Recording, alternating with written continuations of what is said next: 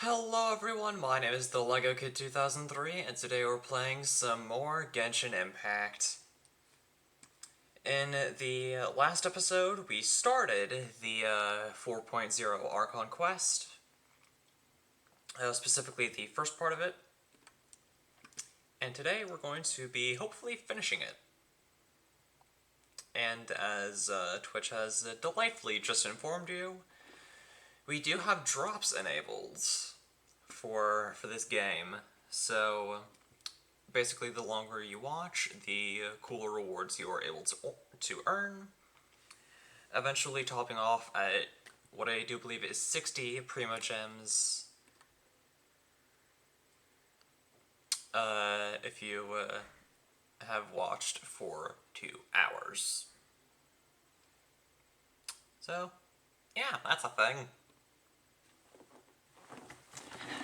Hello everyone. Okay, so, a few changes. In between the last stream and this one, I did a lot of grinding.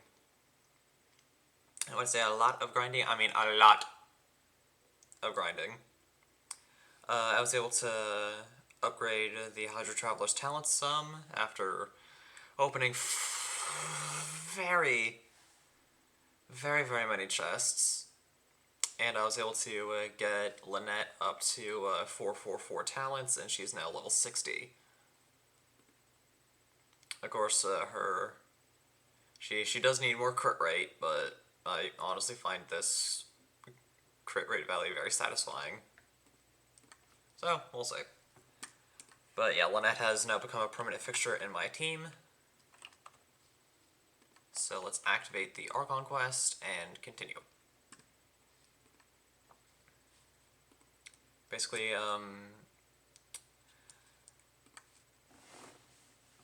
yeah, up until this point, it's just been an introduction. We met the twins Lenny and Lynette, as well as their younger brother Fremine. We met Farina, who is probably one of the sassiest Archons we've met thus far. And we learned that the twins are going to be performing their first really big magic show here at the Opera Epiclese. Small warning, I do not know French, so if I mispronounce the names, it's not on purpose. So, any French speakers in chat or on YouTube, please correct me if I do say names or locations incorrectly, so that in future Fontaine streams I can show the name the proper amount of respect in the proper pronunciations. So, yeah. Anyways, all that out of the way, heading inside the Opera Epiclese so that we can watch a magic show. Hopefully, the cutscenes will work. I don't know if they will or will not.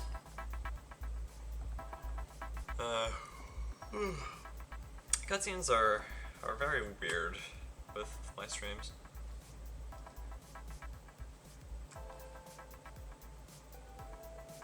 What's gonna happen here?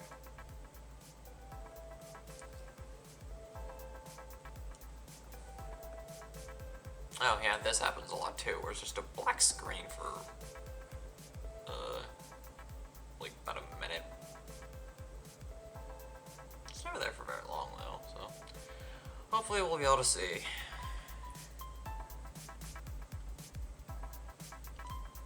I do hear my mini ceiling though, which is very nice. I guess while I'm waiting for everything to load, it would be good for me to talk about the 2 meters next to my head, huh? Oh, never mind.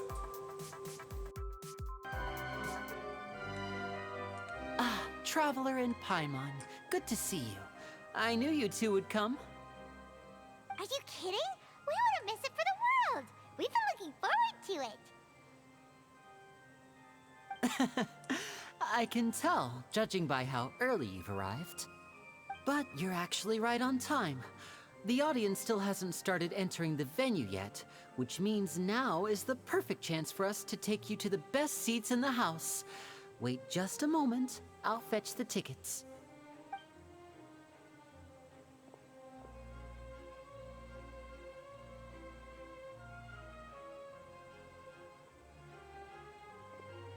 The Opera House has assigned seating, so you always have to make reservations. I've already reserved your seats, and here are your tickets. Ooh, front row seats. Thanks, Lenny. Don't mention it. There's no need to keep thanking me. Hey, Lenny, could you come over here and take a look at this? Oh, I'll be right there. Seems there's an issue with the stage props over there. That's Cal, my assistant, calling me. I'll go lend him a hand. Yeah, we'll just go to our seats. You go ahead, Lenny.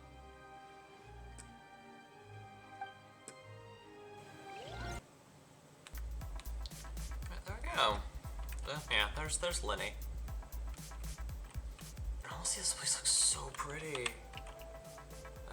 Which way? Okay.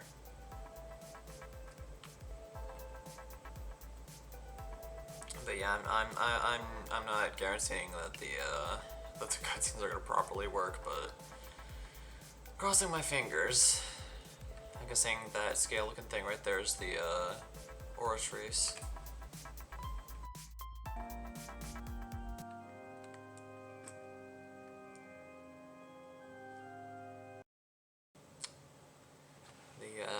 mystical machine that converts judgments into energy. Which is honestly really interesting. Hold on. Oh, these should be our seats. Come on, let's sit down.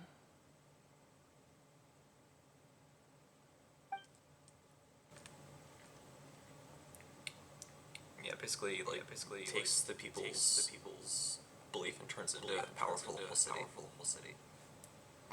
Guessing you are Nuvolet.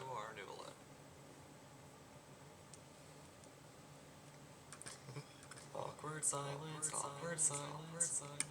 Hey,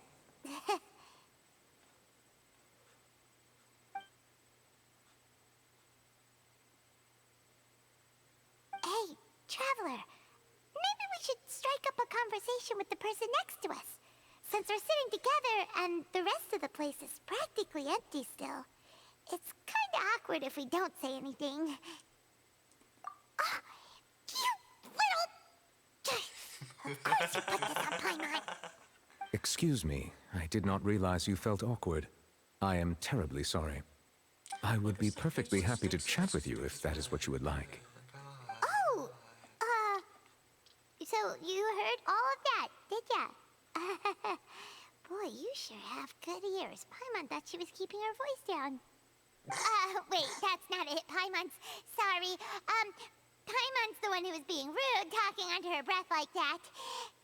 So let's talk, but, what should we talk about? This is getting even more awkward. Oh, Paimon's got it. You're also here early and sitting in the front. Are you a friend of Linny's too? A friend, you say? Well, if Mr. Linney would like to be my friend, I would be more than happy to reciprocate. Oh, so you're not friends with Linny then? Oh, this is getting more awkward by the second. Paimon nearly forgot to make her introduction. Nice to meet you. Paimon is Paimon, and this is the Traveler. We just arrived in Fontaine. I honestly find It is an honor to meet you two. I have heard of your deeds across Teyvat, Paimon always refers to herself and as required by proper etiquette, I will also introduce myself. I am... Oh, Monsieur Nervillet. What an honor it is to have you here to see my show. Ah, Mr. Linney. I should say it is in fact an honor for me to see your performance in person. Wait, Nervillet? Could he be... I saw you all chatting just now, but it seems you still don't know who Monsieur Nervillet is. Allow me to introduce you to Fontaine's Chief Justice. That seat is always reserved for him. It wouldn't be too much to say that he's the symbol of justice and honesty here in Fontaine. So you're the Chief Justice. Sorry for being so rude just now. Paimon had no idea you were such an important person. No offense taken. Being Chief Justice is merely what I do for work. Nearly every person has their usual reserved seat, so I'm not so special, really. And by the way, I should probably let you know, even though I would prefer not to. There's someone sitting up there in the VIP seats that has been striking a pose for quite a while now. I believe she is trying to give you a most elegant and impressive first impression. So I think you should take notice of her sooner rather than later. Otherwise, she may become flustered.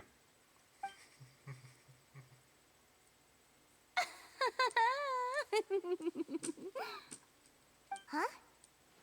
Oh, it's Farina, the Hydro Archon. Huh. She sure has a smug and satisfied look on her face. Guess she has no idea that you saw right through her act. Very good. That is for the best.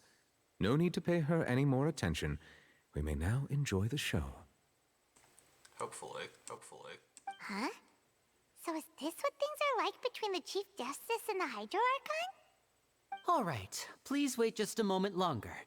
I've pretty much finished my preparations, and the performance will start as soon as the audience has made their way to their seats.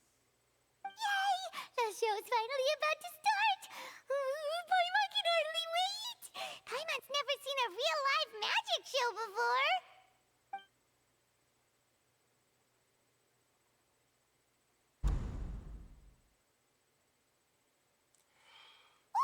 they're dimming the lights. The show must be starting.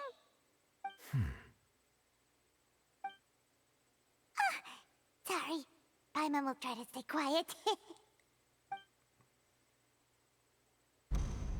Welcome, one and all, to the Opera Epicles. I am the star of today's show, Linny. And over here is my sister, Lynette, who will be working as my wonderful assistant. Please, let's give her a warm welcome. Hello, everyone. I know she may seem to be a little sleepy right now, but that's just a sign that she's nervous. Whatever. Now, some of you may be thinking, two vision holders who can freely manipulate elemental powers performing magic is not true magic at all. So, I would like to take a moment to assure you that elemental powers will have nothing to do with what you will witness on the stage today.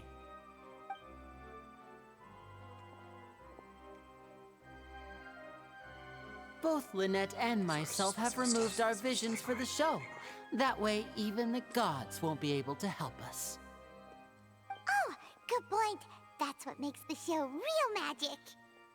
Now, without further ado, let the show begin.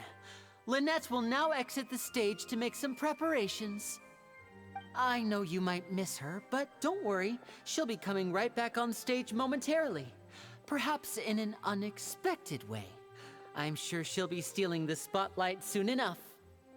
Oh, and before I forget, there's one more thing I should say. You never know what can happen in the blink of an eye.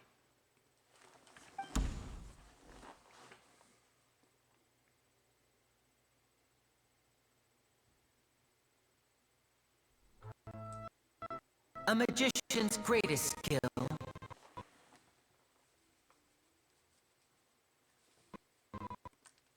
is making things disappear or appear. The possibilities are endless.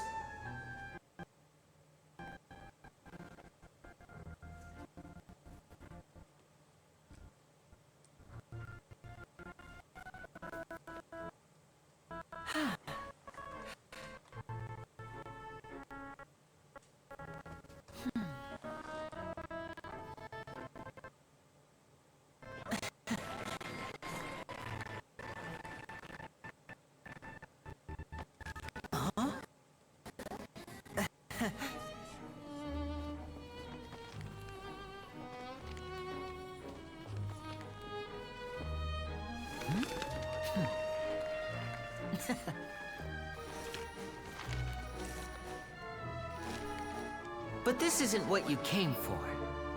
These little tricks, you've seen them all before. So it's time for something truly extraordinary, don't you think? This one's a little tricky.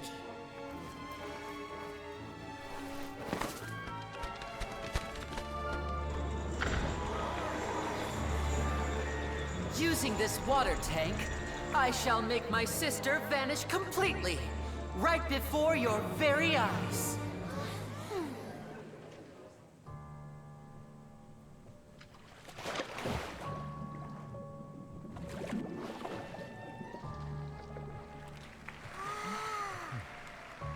It's actually quite simple.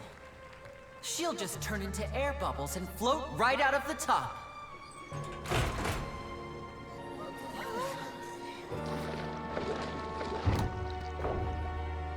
Oh no! I told them to check all the props carefully.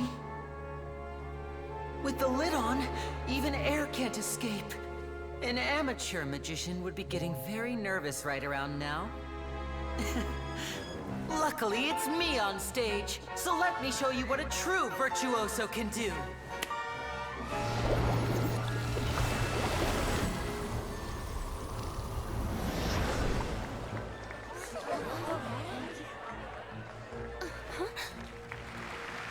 Lynette, are you still there? Don't go too far. We don't want to use up all our magic. Hi, I'm back.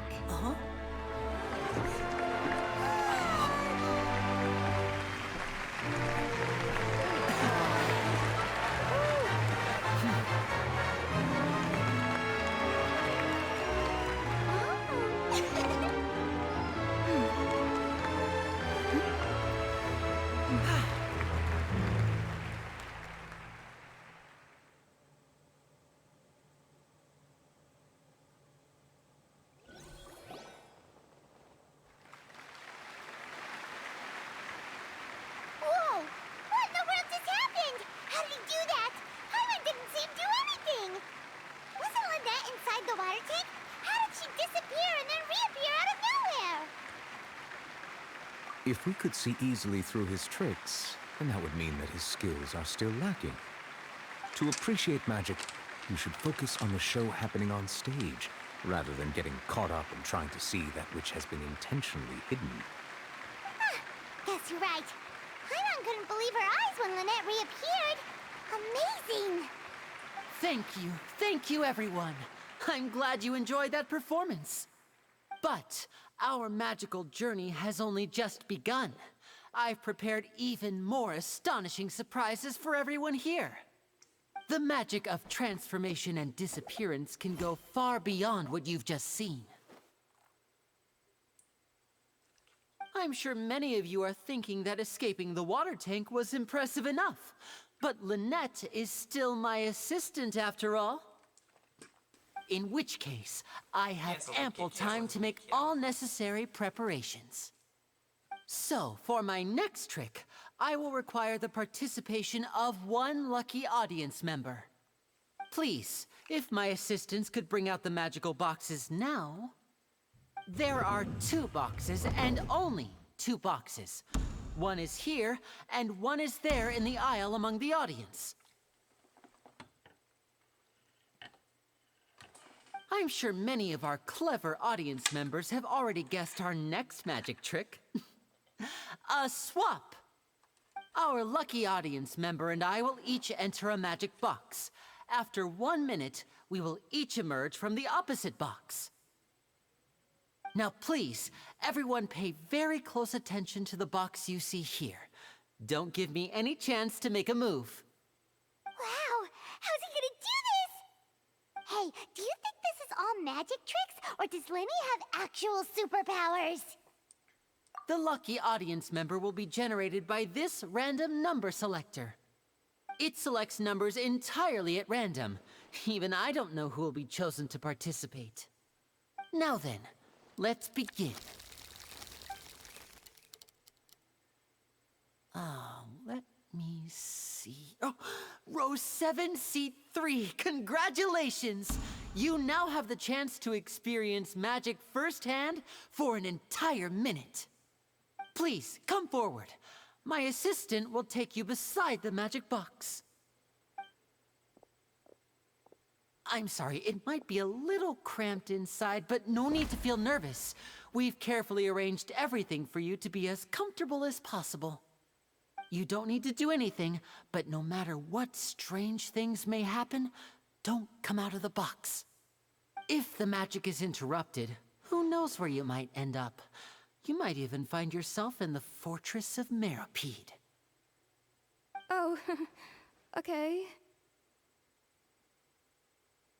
All right. Before I enter the magic box, there is one more thing I need to ask the audience to do. Could you all give me a countdown? Like this. 60, 59, 58. Just keep counting down. You can go a little faster or slower if you like. I won't be able to see anything in the pitch black box, so I'll be relying on your voices to know when time is up. Oh, and no tricks now. If you quickly count from 60 in just 30 seconds, then I'll be in a tough spot. Ooh! Paimon kinda wants to count faster after hearing him say that! No, that won't do. I can see it in your eyes. You still can't be trusted. Let's practice together. Come on, repeat after me. 60, 59, 58. 60, 59, 58! That's right, perfect. Keep it going. All right, I'll see you all on the other side once you've finished counting.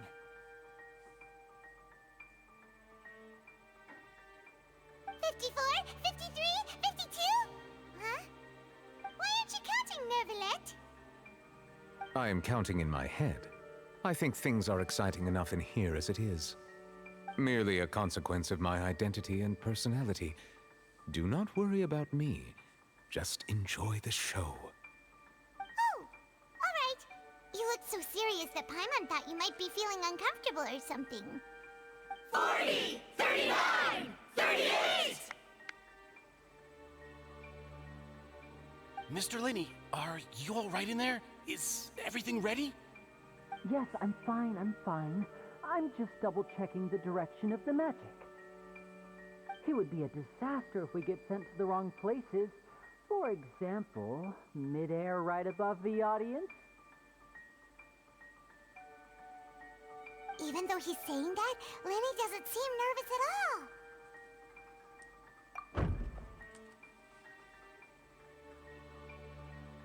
Ah, what was that noise? Did you hear it too? Not sure. Anyway, it doesn't seem like anyone's worried about it. 25! 24! 23! What's wrong, Mr. Linney? I can still hear you moving in there. I seem to have accidentally knocked over a decoration. I'm trying to fix it, but it's pitch black in here. I can't tell left from right. Never mind the decorations. There's no time for that. The show is what's important. No, that's unacceptable. I want my show to be perfect. Don't worry, we still have 20 seconds. Hear them counting? 19! 18! 17! It seems things aren't quite going as planned. I apologize, everyone. It feels like you're all starting to count faster, but that's all right. I know it can be tiring to do such a long countdown.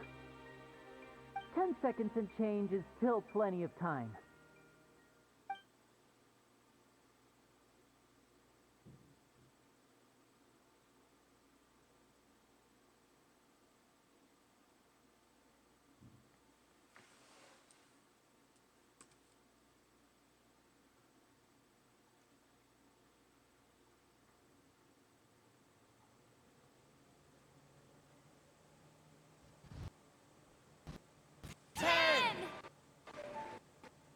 Almost there now. Swapping two people is harder work than you might think. Even a master magician like me can't guarantee I'll get it right the first time. Hey, wait! Is this the back one? I can't tell. They both look the same inside. Huh? No, that's not it. I'll try again. 7! Hey, slow down! Honestly! 5! 4! 3! Whoops! That doesn't count! 0!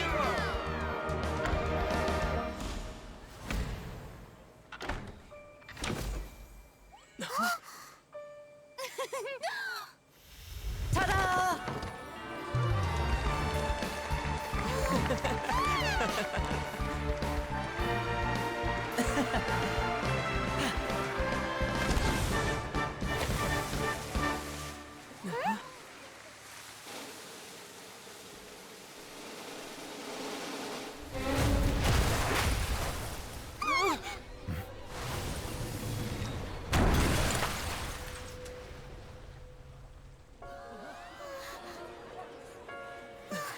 What happened?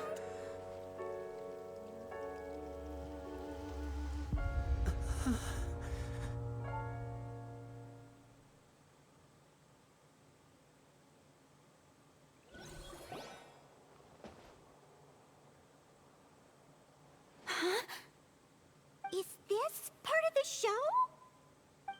Mr. Lenny, you're going to use magic to fix the stage now, right? What happened?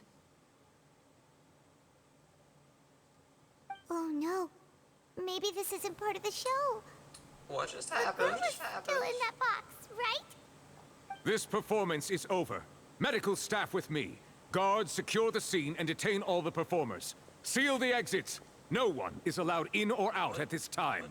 What just happened? What just happened? Yes, that's right. If this was just an accident, then we must investigate the cause. But if this was all part of some scheme, then those accountable will not escape the judgment of the God of Justice. No need to be alarmed, you two. We'll get to the bottom of this soon enough.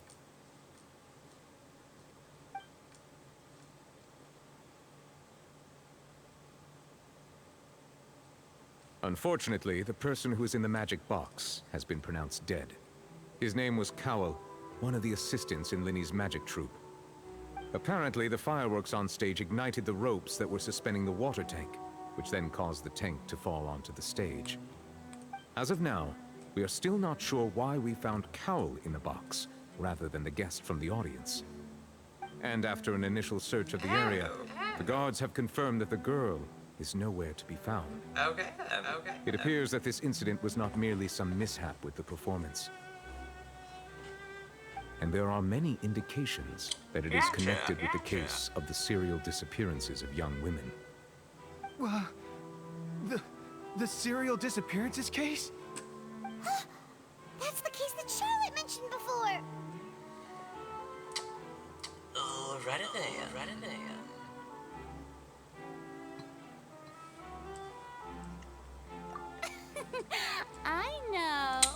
I know the truth. I can see through the whole thing. Really, using such a shallow and obvious mystery as his finale. Did he really underestimate us that badly? Well. I say that our powerful magician, Mr. Linney, is now the prime suspect for the serial disappearances case.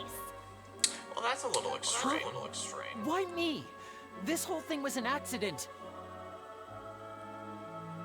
Oh, this all occurred during your magic show, did it not? The missing girl disappeared after being chosen, did she not? The deceased is one of your assistants, is he not? Now that I think about it, that whole speech about magicians making things disappear was nothing more than a provocation, a bald-faced challenge. That can't be right. How can Lenny do this?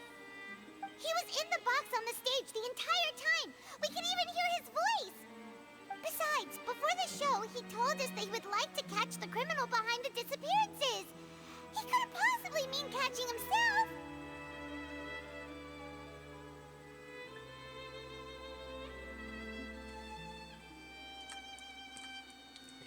Save discussion for a later time, please.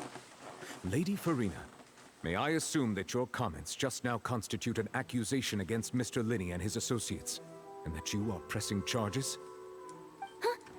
I just think that well, I think it might be a little early to talk about formally pressing charges. But what Lady Farina said just now makes perfect sense. Looks like she's gonna personally deliver justice. A kidnapping and murder carried out under the cover of a magic show. Lady Farina said it all. I mean, of course, my dear people. But what excites me even more than the obvious truth before our eyes is the opponent I'll be facing. That's right. I mean you, Traveler. You'll support Lenny, won't you? After all, he was the one who helped you the first time we met. Then there's no problem at all. You know, the Traveler and I already had a duel the first time we met. But with Lenny's help, our little duel ended in a draw. But draws really are the most boring possible outcome. So, no more draws. Between the two of us, there must be a clear winner and loser. And what better place to hold such a riveting showdown and decide the true victor than here, on the grandest of stages, the Opera Epiclese. It wasn't a draw. She obviously lost last time. I understand. Charges have now been pressed, and as such, a trial is in order. Well, Traveler, seems Lady Farina has set you in her sights. But putting her dramatic rhetoric aside for a moment, I would like to ask you, are you willing to act as Mr. Linney's attorney and defend him in this case? Very well. The trial will be held a day from now in the Opera House. Both sides may investigate the scene to build their cases and search for the truth.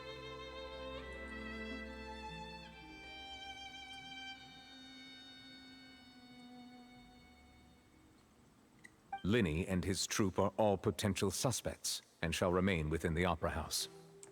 The audience may begin to leave in an orderly fashion once they have been cleared by the guards. A day isn't that long. Let's see what kind of case this big shot outlander can build in such a short amount of time. I'm really quite looking forward to hearing it.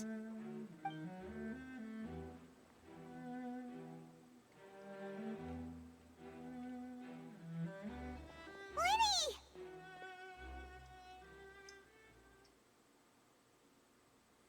Sorry about everything that happened just now. Were you frightened? Of course! Who wouldn't be scared after witnessing an accident like that? Yeah, I'm a little shaken up myself. How could this happen? And poor Cal. I know you already claimed that you would defend me, but now it's just us talking. Tell me, do you think I could possibly be the murderer? Good to hear. Thank you so much for trusting me. I'm sure everyone sees me as the biggest suspect at this point. But if you ask me, the whole thing is mysteries layered upon mysteries, such that all that's left is confusion. I don't know whether what happened there on the stage was purely an accident or not. And I don't know why poor Cal was in the box. As for how that girl chosen from the audience could suddenly disappear, I'm afraid I don't have any answers either. If someone tampered with my performance, then we need to figure out what they did. Even a skilled and knowledgeable magician like myself couldn't pull all that off in just 1 minute. Which is precisely why we need to investigate! As this book says, the impossible could not have happened. Whatever happened must have been that which is possible.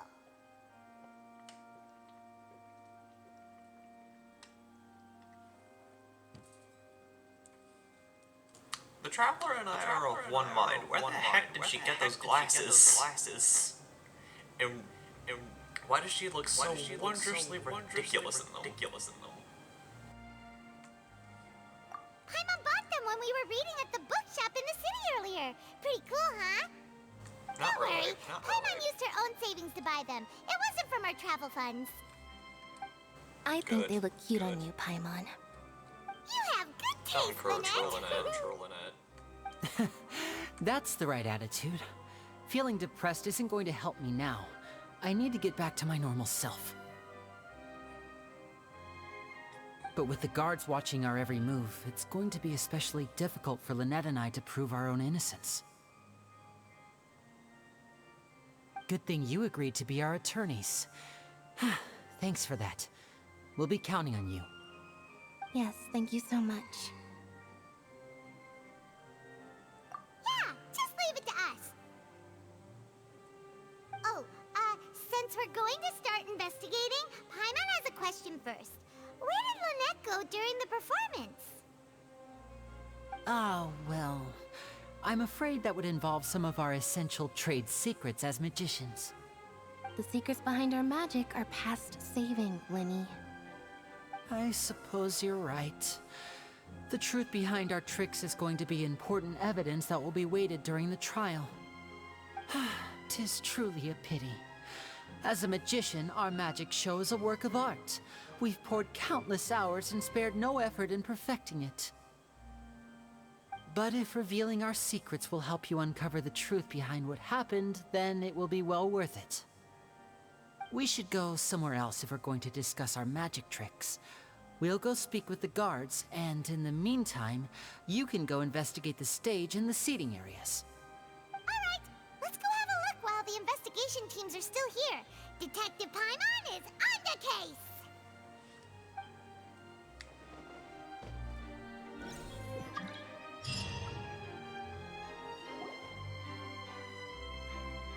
Hello, officer. How's the investigation going?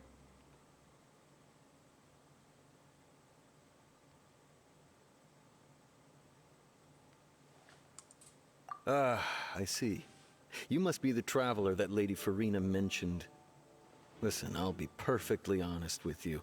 I'd avoid getting mixed up in this whirlpool of a mess if I were you. Huh? What do you mean? Come with me and you'll see. The deceased is one of Linny's assistants, named Cal. Even though he hadn't joined the troupe long, he was hardworking and everyone generally liked him. The assistants are usually in charge of setting up and inspecting the props, as well as assisting with the show and keeping the crowd engaged.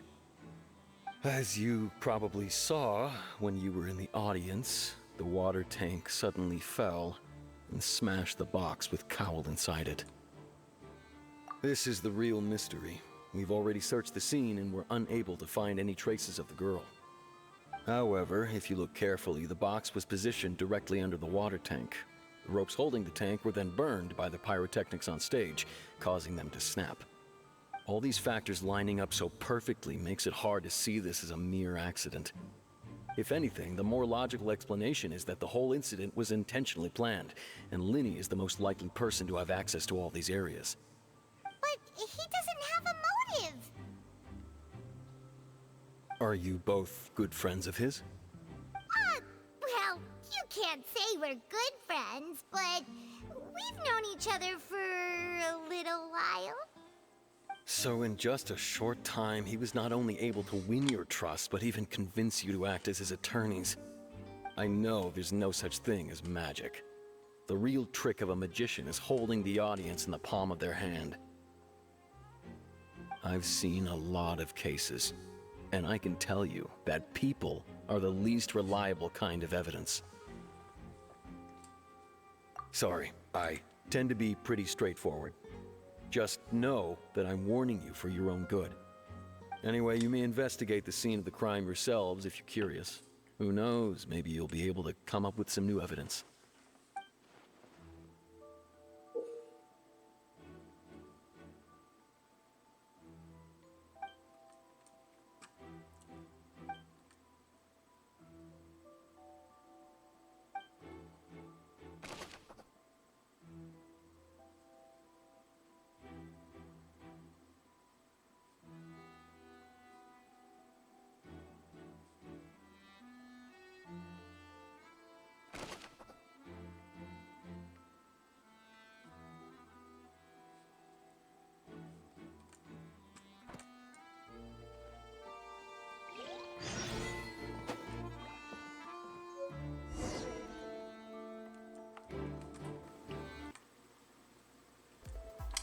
Alrighty.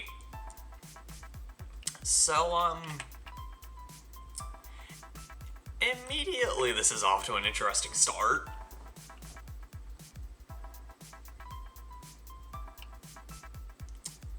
Cause,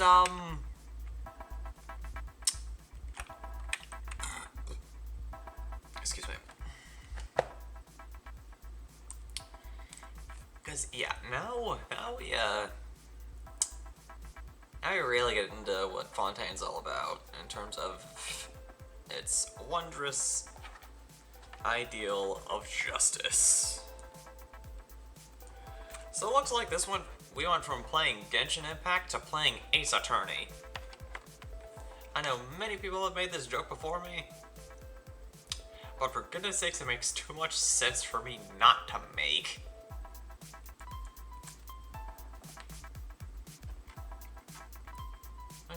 I swear, if someone does the freaking Phoenix Wright pose, I'm gonna start laughing.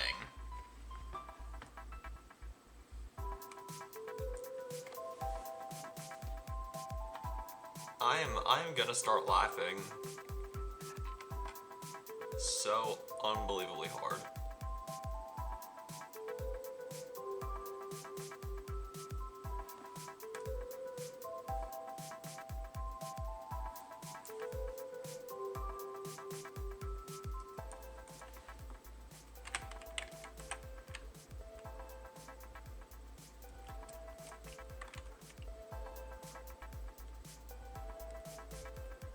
Of course, that's an exaggeration, because I don't want any noise complaints.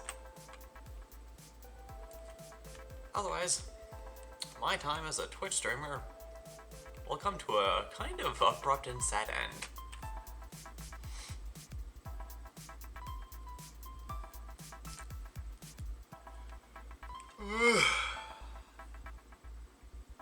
Oh, great, so we can't go through there. Alright. So it looks like we can't question anyone. Which kind of seems sad. Oh well. Can you tell us who she is? We're Lenny and Lynette's attorneys.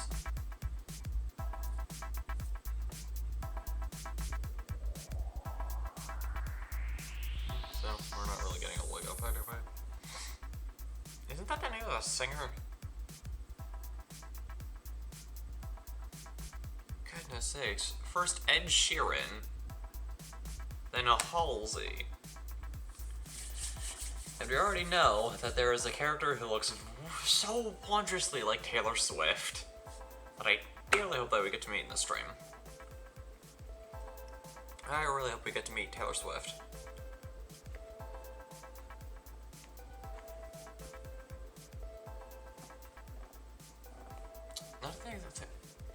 Now that I think about it, meeting Taylor Swift in real life would be really cool. I know Len would love to meet her in real life. Because in all honesty, her music's really good. There's Lennox now. Alright, something tells me we can't leave, so we're not really gonna be able to find her. Even if we wanted to.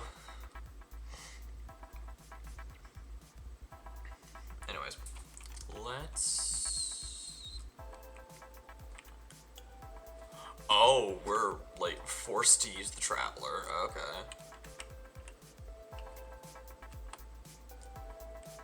Alright.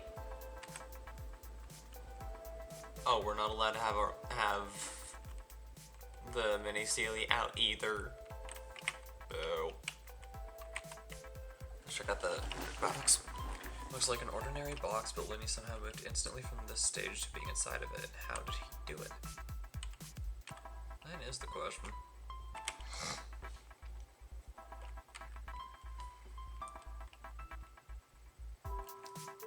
Easel door. In the area, well, it just so happens that I'm interested too. If you find any new and interesting leads, be sure to share them with me, alright? Hi guys. Of course, Paimon's the one to say it. Why don't I tell you my hypothesis first? It all started with that loud thud. Oh yeah! That was a thing! During Lenny's magic show, there was like a loud bang that we couldn't quite figure out where it was coming from.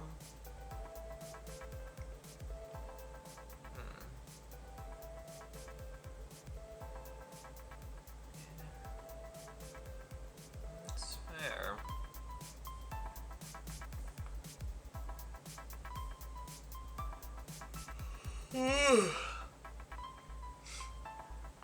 I'm not tired. I'm fine.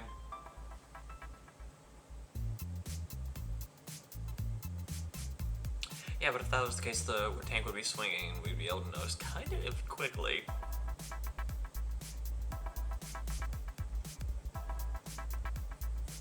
Yeah,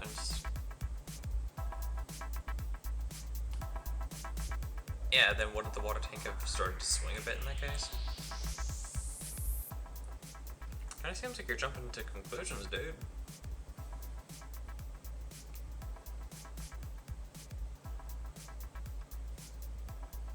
That is a point of curiosity. Level thump, many audience members heard it. Yep. Alright, let's see what else we can...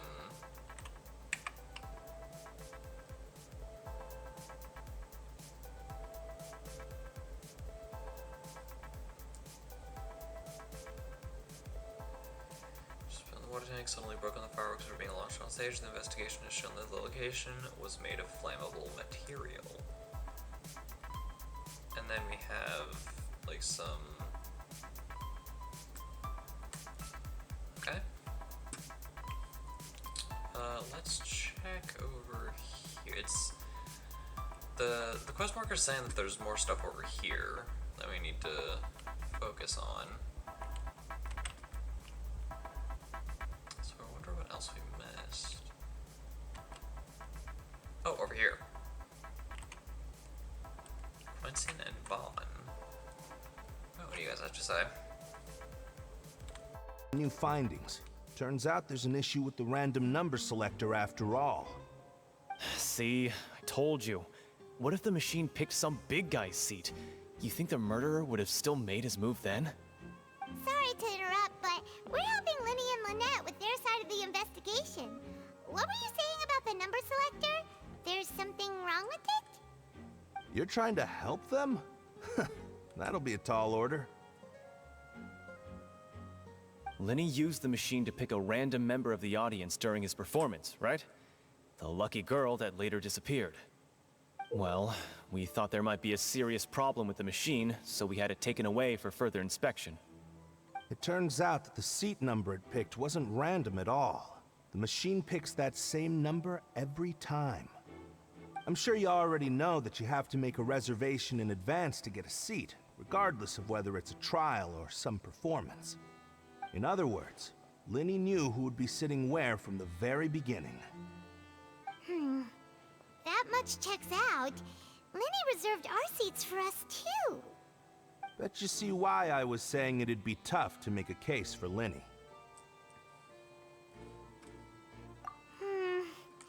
Even though it's bad for Linny's case, Paimon had better write it down.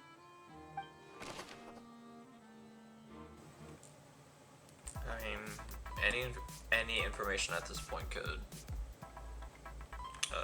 prove useful. Alright, so it's saying that the next piece of information we need to gather is over here. Is there anything else? Oh, what? There's more here. Molly. Oh boy. Still talking, huh?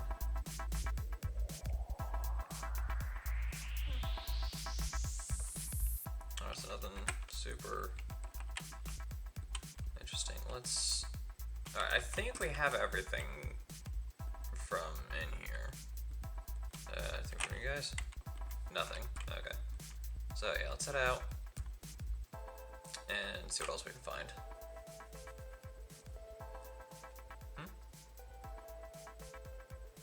Oh look, it's Taylor Swift.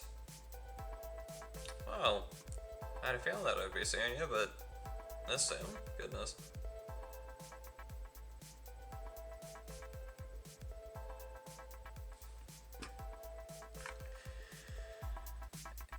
And if I'm not mistaken, you are Navia. About that one, but who are you?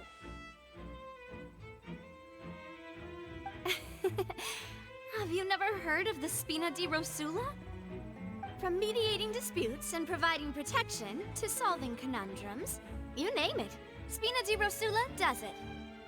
And I, Navia, have the honor of being its renowned president. Though those who play by our rules call me boss. I'm Silver, her attendant. Pleased to meet you. And I'm Melus. Demoiselle's various daily needs and affairs are under my purview. Huh? Boss? Demoiselle? What gives with the names? Well, I am the second generation president. Malus and the others are still used to my previous title. My apologies, Demoiselle. Should you prefer, boss, I will endeavor to use that instead.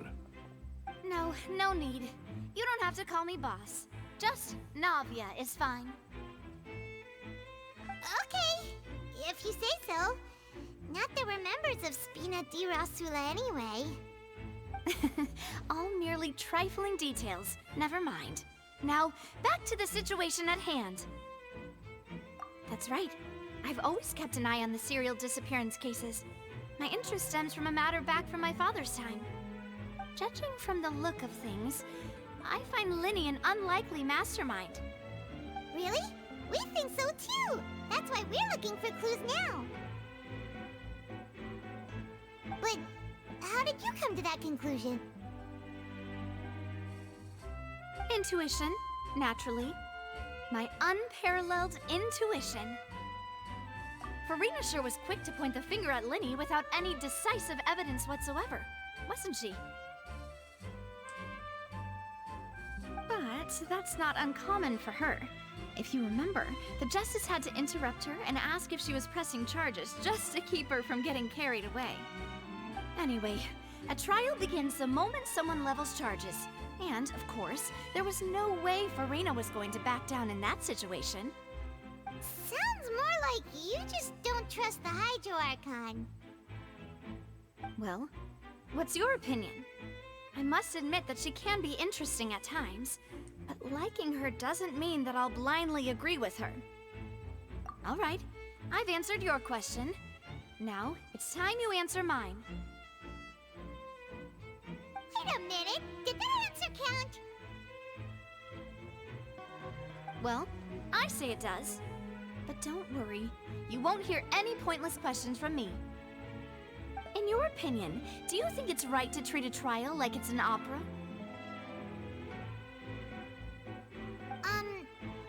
Well?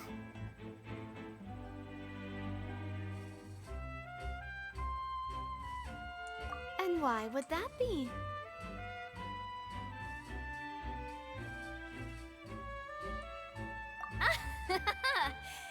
See, Silver and Maloose? I told you they'd be different. Most astute of you, demoiselle. I too think that the Traveler's response was most excellent. No matter how wonderful the script or how fervent the audience's expectations may be, the trials that go on stage here must be based in fact. And if that can be done, boss, then... All right, that's quite enough, Maloose. Anyway, I like your answer. You passed with flying colors. Now, I need to make some preparations, following which our joint investigation shall commence. You two shall be my assistants. Wait! Since when did we become assistants? Oh, well, I can be the assistant, sure. Or your companion, if you like. I'm really not that fussy. That's more like it. Far be it from me to brag, but I believe that Demoiselle's intuition will be instrumental in uncovering the truth. I'm listening. You wish to save a friend from false accusations, and we wish to unravel the disappearances. In this sense, our goals are aligned. You have a point. You're quite the talker, aren't you, mister? And what about you over there? What do you think? You seem like you've got something on your mind. I have nothing to add. Oh, alrighty then. It's not very provocative. We'll be making some preparations first. Just be sure to let us know if they start revealing Linny's tricks. Thanks!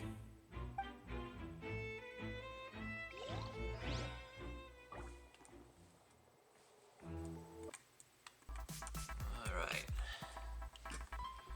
Now, let's continue looking for clues, shall we?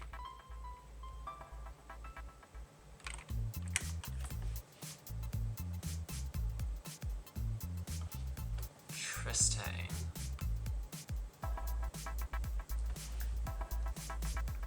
Yep, or not all, I believe. Yeah.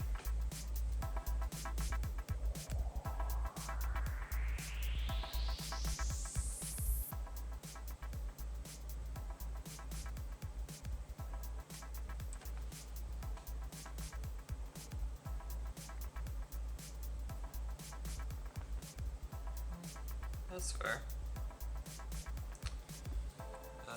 What about during the show? I doubt there's much opportunity then either. Because probably Tristane was posted here and watching the entire time. Exactly. Precisely as predicted. Yeah, it was obviously a really good performance beyond the end. Oh well.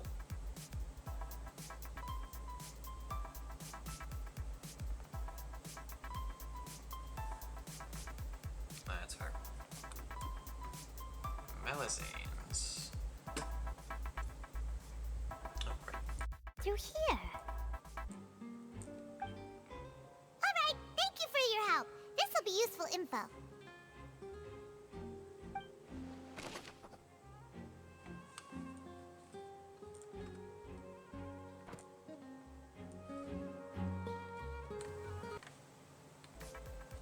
Alright. Oh, yep. Oh, sorry.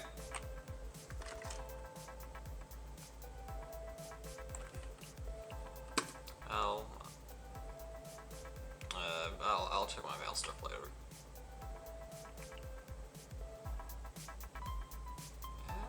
Seems so. Okay, now we can talk to these guys. Then I will be going with you. Just so you're aware, I will be monitoring your actions and making notes as necessary. Very good. Thanks for being so agreeable. I'd pull a rose out of my hat as a gift for you if I could. You may spare the pleasantries. I'm just doing my job. I would like You've arrived. Who's this? Me? I'm Spina di Rosula's guardian angel. If you've got a problem, I've got the firepower. Whatever. Sorry, I got a little carried away there. Call me Navia. I'm a partner of theirs, and will be helping investigate this whole situation. And these are my companions. Would you mind if they join as well? Fine by me. Oh, new helpers? I would be most grateful. Well, let's just say we're tagging along. It's not every day you get to see the secrets behind magic performed on such a large scale. I appreciate your kind interest. Come with me. We'll be heading below stage. I was hooked up. Huh? Below stage? Yes, a world of secrets is hidden beneath this magic box, prepared specifically for this switcheroo trick. But before I reveal everything, you should have a look first. Notice anything strange here?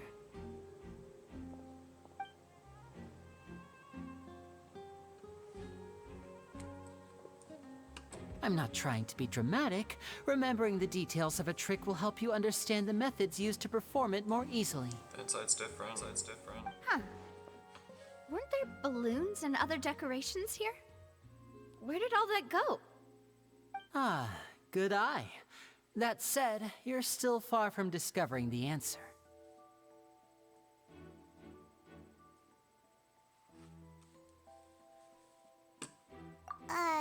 The back? You mean the inside of the door? What's different about it? Paimon didn't notice anything. Very good indeed. I thought you might not be able to catch that, given that you were sitting in the first row. The back of this door was patterned.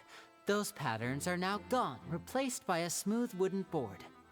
So, if you put 2 and 2 together, what do you get? Exactly. All right, let's go. I'll tell you how it works as we head down.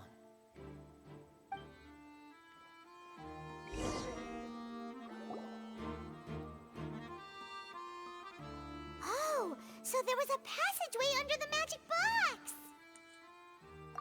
box! I knew you'd figure out most of it as soon as you saw this place. The 2 magic boxes are positioned right above the 2 entrances of the tunnel. See this flatbed trolley? The box with the lucky audience member in it would be shuttled over to the other side using the trolley. This trolley can raise and lower and even rotate, ensuring that the box will face in the right direction. I see. So that's the purpose of the box inside another box. Precisely. The inner box would descend after the audience member was put inside and be moved along the trolley, all while the outer box would remain on stage as if nothing had ever changed. So that's how you did it! Once the box was lowered, the trolley would store some energy through this device here, with which it would complete the rest of the steps. The audience member would only be able to feel some slight movements in the dark, and by the time she walked out, she would already be back on stage.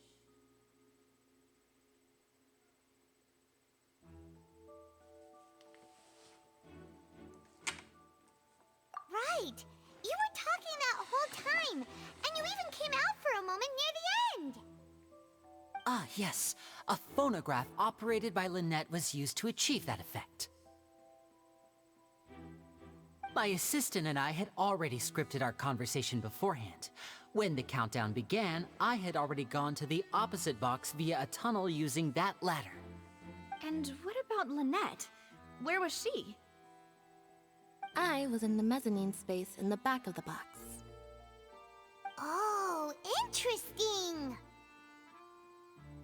That's how we were able to coordinate Linny's lines with the assistant. And, by the way, I was the one who walked out of the box at the end. I mean, we are twins. All it takes is a change of clothes and no one can tell who's who. And that's my favorite part of this trick. Only Lynette and I can perform it. So that's how it all worked. Wow, every detail you revealed was more amazing than the last. Lynette would briefly walk out of the box and then go back in, jumping into the tunnel and escaping before the box on the trolley could finish ascending. And then I walk out of the other box in the audience area, and the trick would be complete. The operative word here being would. But as you saw, Cal was in the box, not our audience member. She, on the other hand, mysteriously vanished. We really don't know how that happened. If not for that interlude, this would have been an astonishing trick. I probably never would have figured out how you pulled it off. And yet, to think that someone was able to use this magic trick to commit a crime. Could we have a look around? I think we can come up with some more leads. This is the scene of the crime, so Linny and Lynette are not permitted to stay here. I'll escort them back up. Yes, of course. No need to be so strict now. I won't disappear into thin air, you know. Thanks, everyone. We're counting on you.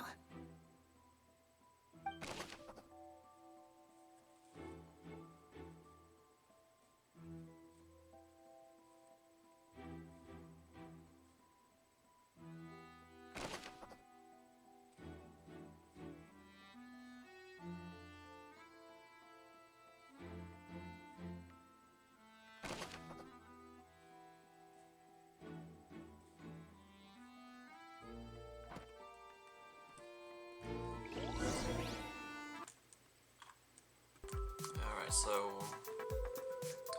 we are learning more and more about how everything is supposed to be working.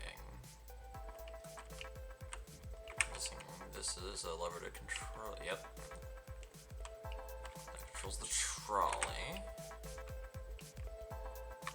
Why is there a hook here? Huh. What's this? Looks like a hook tied to the end of a rope. Huh? There's all kinds of odds and ends here. Perhaps it was a prop for a different trick. But why would it have been left here? Whatever it is, let's make a note of it first.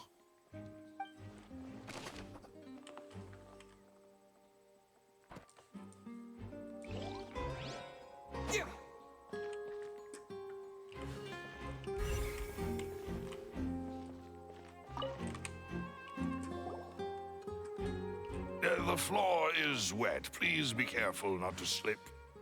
Speaking of which, why would there be water here?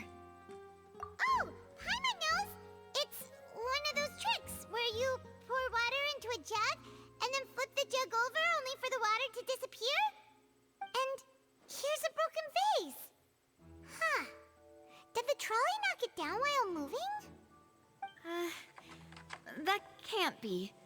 The trolley moves along tracks from start to finish. It couldn't have hit the vase at this distance. Let's note this down too and think about it later.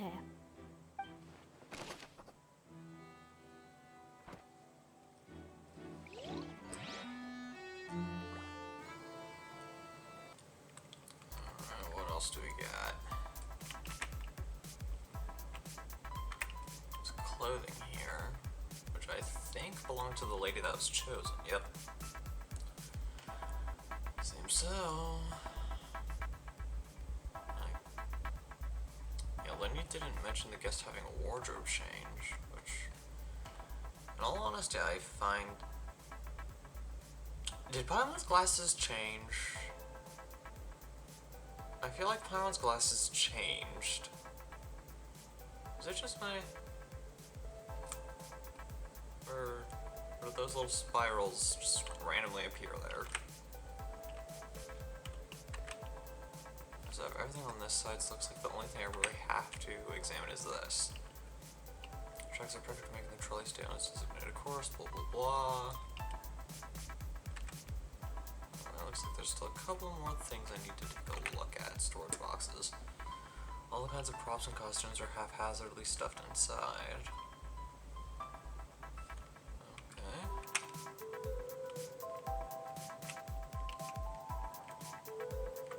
Vent, or an animatronic, or a evil jelly bean could crawl through. Looks like a vent. Always to the point. It's possible. Oh, yeah, good point, good point.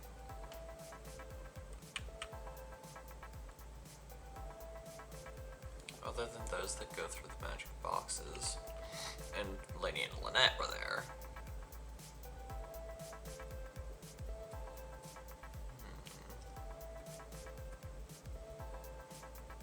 This is interesting. And then, of course, the trolley. It's needed for transporting the, thing. Oh, we need to go back to this way. So let's head back up and, see everything from here. No, not examine the ladder again. We don't need to. We already took a look at all that. So let's... I think that's as much information as we can gather for now.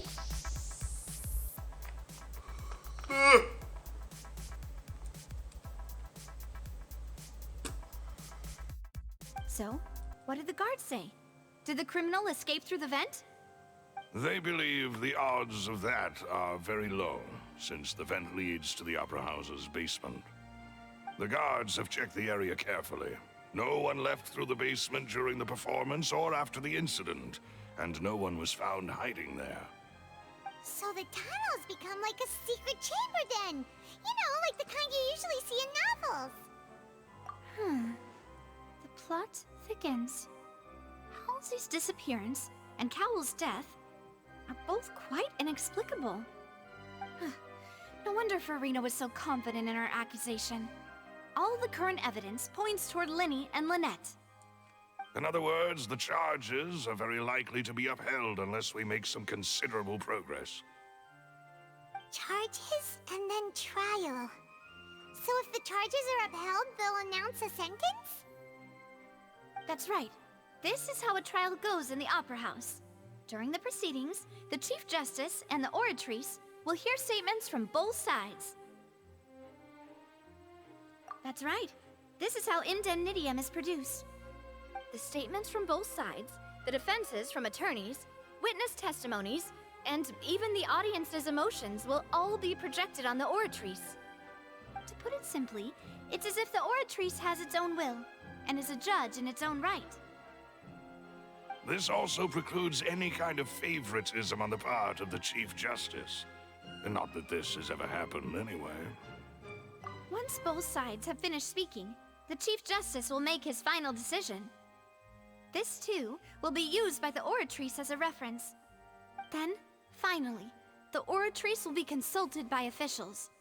The result it returns is the will of justice itself. Huh? So that machine is the one that actually decides? Paimon thought Neverlet called the shots. In practice, there is very little difference. Both have always come to the same judgment, which is why people have great faith in the Chief Justice. Ah, yes, the guards also asked me to convey that none of us will be allowed to leave this place before the trial. Huh? Why? Because we've chosen to act as the twins' proxies. That makes us persons related to the case. They're concerned that we might be colluding with outside parties, or that we might find outside help to disrupt the case.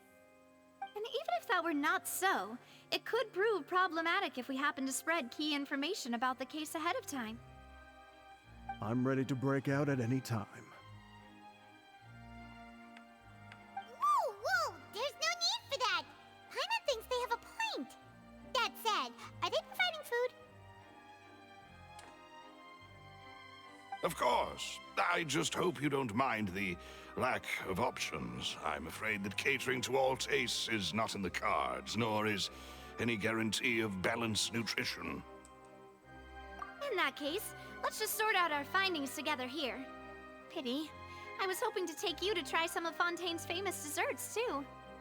I mean, what better way to properly think through our findings than over some tea and sweets? Huh. Breaking out suddenly doesn't seem like such a bad idea after all. Just kidding! Just kidding! Paimon will still do her best, even if there are no snacks. What do you mean, no snacks? Of course we'll have snacks. If we cannot buy some, then we'll simply make some. Huh? Here? But how? Understood, Demoiselle. Everyone, please come with me.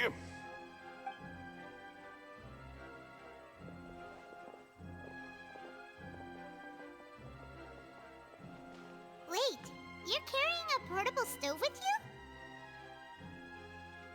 Yes, I must be prepared to meet the Demoiselle's baking needs whenever the fancy strikes her. I have eggs, sugar, and almonds at the ready. Good work, you two. Then I'll get to it. Please sit tight for a moment. You'll get to taste my awesome snacks soon enough. These three are quite the interesting group.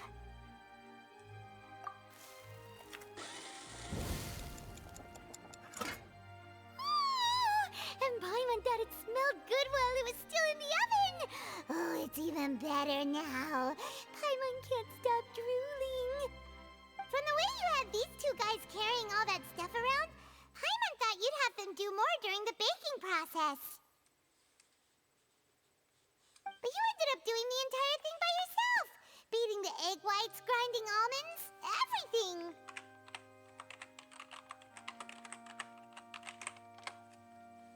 I was applauding. And I was giving encouraging smiles.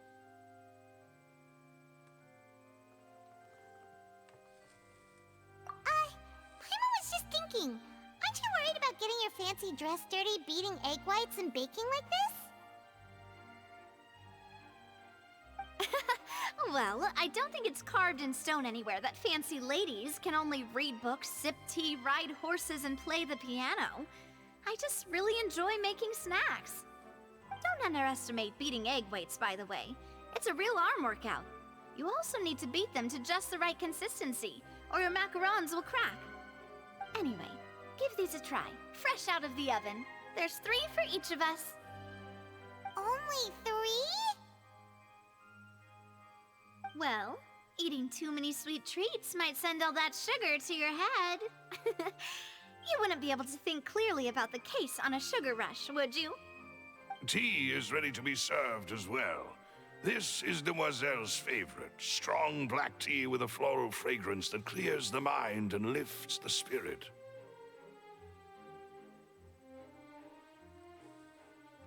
No need for concern. I'm merely doing as I should.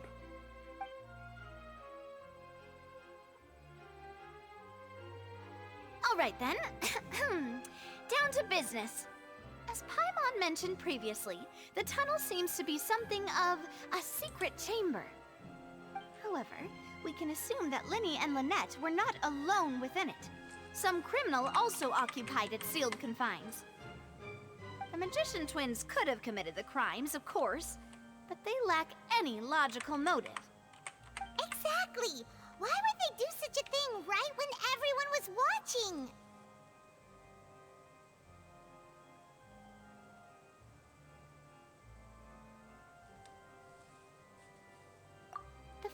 bass and the thud we heard during the performance could indicate some altercation between Halsey and the criminal in the tunnel, resulting in the shattering of the vase, the discarding of her clothes, and her abduction. Perhaps the criminal thought that since she was chosen from the crowd, she would be too easy to identify if she was still wearing the same clothes. Paimon thinks that makes sense, but the real trouble is...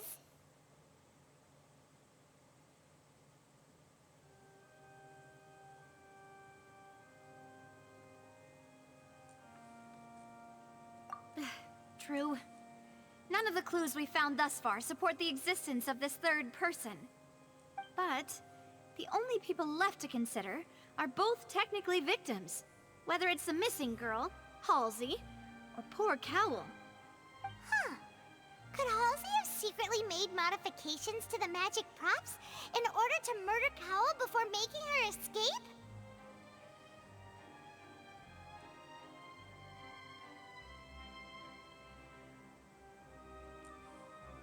That's right. And even if she had tampered with the setup, she would need to understand the entire trick to pull it off. Nor does she have any motive. The guard said that she has never had any dealings with the Magic Troop's members. Were we not thorough enough in our search? From the sound of things, this is turning into an impossible case. Your macarons are amazing though, Navia. They smell great! They're nice and crisp and super sweet! They are my specialty after all. And I see you've already had 5 of them. What? 5? Oh, that can't be right. Paimon only counted 3, honest! Please don't worry about it. At my age, a few less sweets might actually be a good thing. No. Being greedy is one thing, but Paimon knows how to count. Besides, Paimon knows that if she ate too many, then others wouldn't have enough.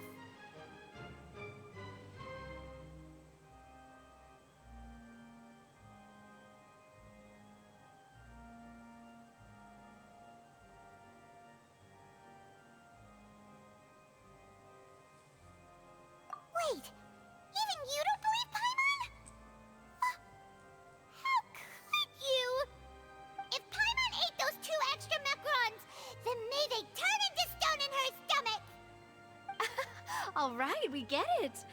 Well, I suppose one of us might have gotten too engrossed in our chat and eaten them by mistake. No big deal. Malus, set up the stove again if you would. Huh? What are you doing? Making sure everyone gets 3 macarons, of course.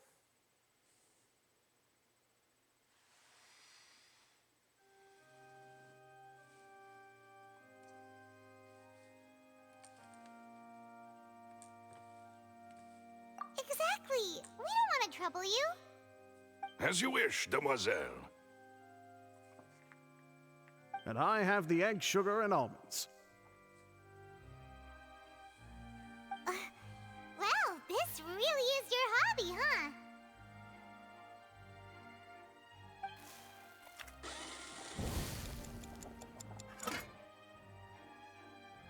Well, that's it for snack time.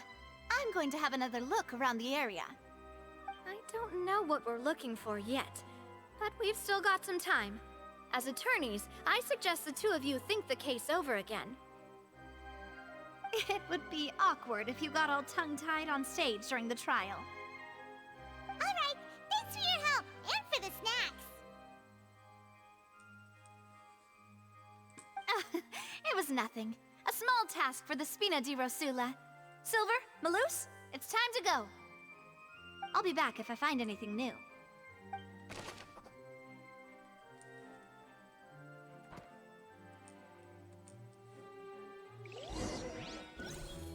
All right, it's time.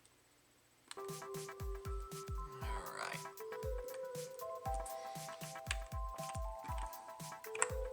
Alright.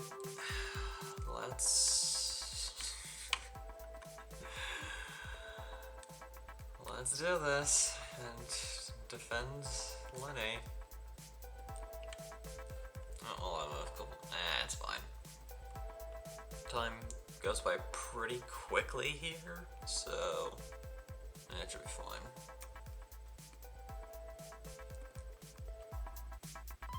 There we go. So yeah, it's fine. Oh, viewpoint. Poetry swinging down on this cardinal. Head to the archive. Very good. If you got that, that is the only time you will hear me saying the full name of that device. I will only refer to it as the Oratrice.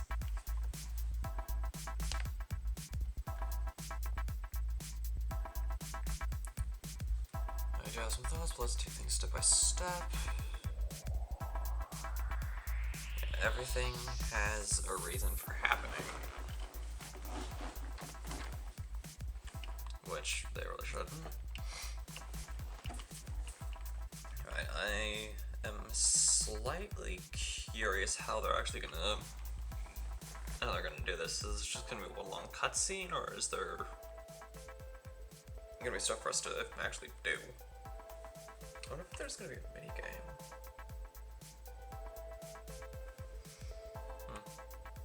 I guess we'll find out.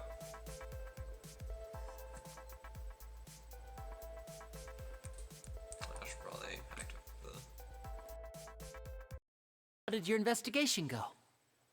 To be honest, you might be disappointed. No. We're already very grateful that you were willing to help. Well now, don't you all look disappointed. Don't tell me that your investigation came up empty-handed. That was to be expected, of course. The guilty can never produce proof of their innocence. But don't let that stop you. I shall be terribly disappointed should you, my most anticipated foe, concede so easily. Since both parties are present, I declare that the trial regarding the magic show incident is now in session. Firstly, in order for the audience to understand the causes and results of the incident, could we please have Mr. Linney explain the trick? Yes, of course. I will explain while Lynette demonstrates on stage. All the necessary items have been prepared.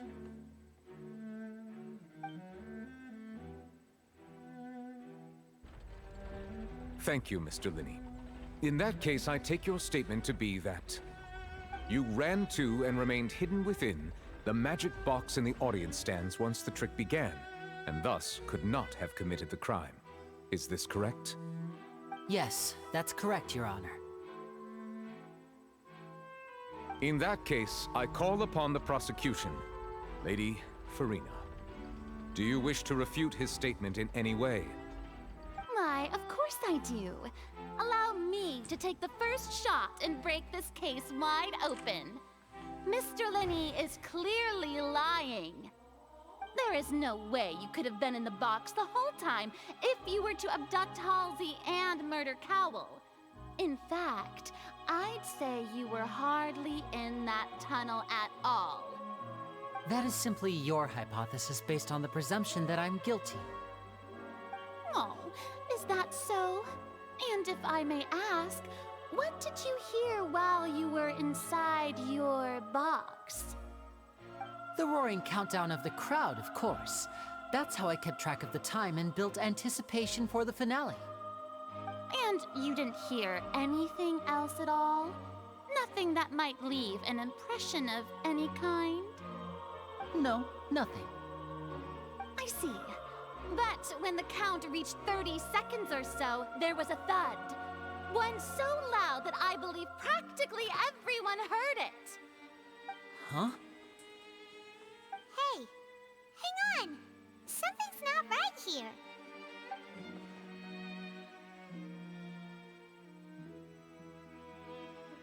Yeah, I'm sure he could have heard a noise that loud from inside the box. I was right by the box, and I definitely heard the thud. Look at those scales. Could those mean... Well then, ladies and gentlemen, allow me to use the words of the magician himself.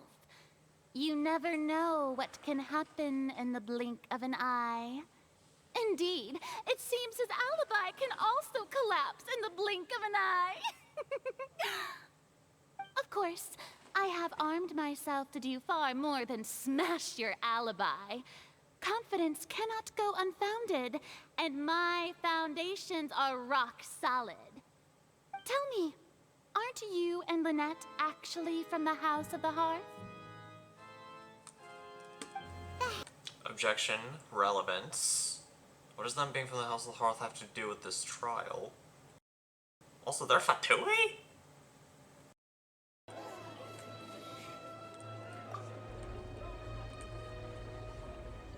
No wonder they did something like this.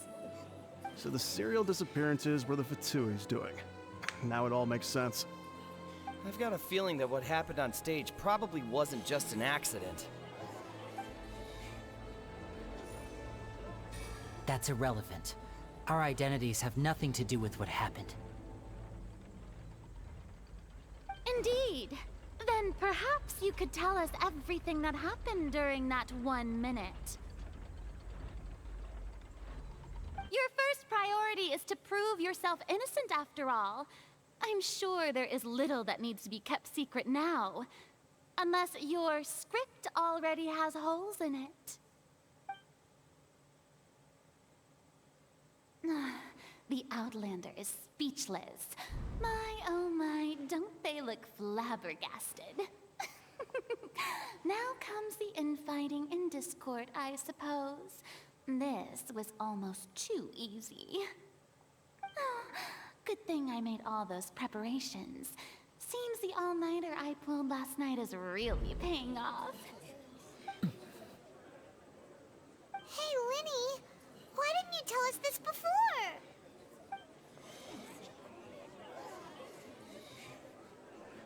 Order! Order! Mr. Linney, allow me to re-establish the facts. Lady Farina has raised 2 points. First, when the thud was heard in the Opera House, you were neither in the box nor the tunnel. Second, you and Ms. Lynette are both members of the House of the Hearth. Are these claims true?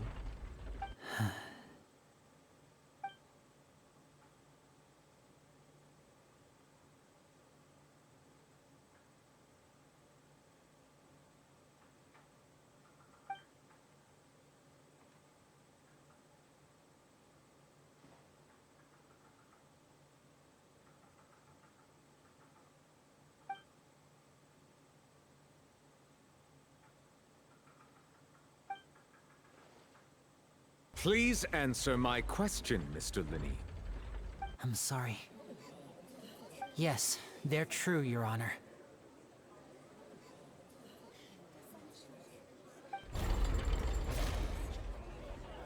I knew it! Well, that's it. We might as well move on to the sentencing already. What should we do now? Granted.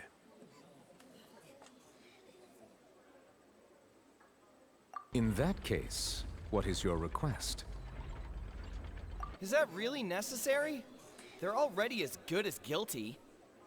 The defendant deceived their own attorneys. What is there left to discuss? Order! Order, I say! Your request is reasonable, and we shall adjourn. This trial will reconvene in 1 hour. So you would stick to Mr. Linney's defense even after knowing what you do now? You certainly have more professionalism than I thought. In that case, my dear audience, let's allow the joy of victory to steep for a little while longer.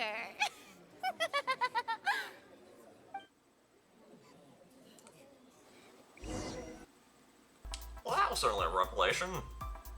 Lacarta is adjourned to meet with Lenny and Lynette backstage in the Opera House.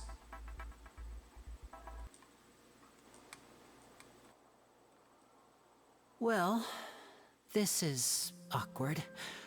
I didn't think the Hydro Archon would dig all that up. I'm sorry, Traveler and Paimon. Yeah, sorry. Paimon doesn't know where to start. We trusted you two. We based our entire reasoning on the assumption that you weren't bad guys. set the wrong tone or anything, but Paimon's really mad! I'm very sorry. I know you're angry, and reasonably so, but please, let me explain. I know you've clashed with the Fatui several times before. I wouldn't be surprised if just hearing the word is enough to make you upset. But our organization is very, very large, and the Harbingers have very different personalities and goals. Right now, we want to save people. As many as we can. That's right. I'm sure we're on the same page when it comes to this nation and the disaster that its people might face. I knew if it weren't for our respective identities, we could become good friends. That's why I didn't wish to flat out lie to you, but chose to hide some details instead. The truth is very important, but being completely transparent about everything would see us spending more effort than we need to. Right. So, you be the judge. Heck, if I were you, I fear that I'd even struggle to trust me at this point. You met a Fatus who works as a magician, a trickster by trade. All by coincidence, too. But still, I'm asking you to trust me. I am no criminal.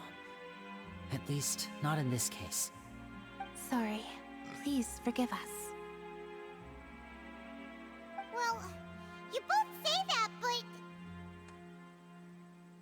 Right. Let's hear your answer first, and no lies now! Of course. I'll answer any question you ask. We've been trying to find out how the Oratrice operates. We want to know why it has a consciousness. Why can it deliver sentences accurately? During our investigations, we learned that the machine's core is beneath it. From that moment on, Lynette and I have been designing this box swap trick, with the objective of getting close to the core. Is that why you needed a whole minute? That's right. In truth, the audience would take about 75 seconds to count down from 60, while I would only need 15 to get to the opposite box. So, after jumping into the tunnel, I accessed the Opera House basement via the vent, and went to investigate the room in which the core is stored. That air vent was created during the construction of the tunnel specifically to execute this step. Well, nothing. As soon as I reached that room and was about to investigate, I heard someone's voice. Which should have been impossible, of course. I was quite certain that I was the only one in the room. That voice seemed to recognize me and tried to speak to me. I chose to err on the side of caution and retreated the way I came. On the way back, I saw the broken vase and the clothes on the ground, but the countdown was almost finished, so there wasn't time to give it any thought. After that, the homicide occurred just as you saw.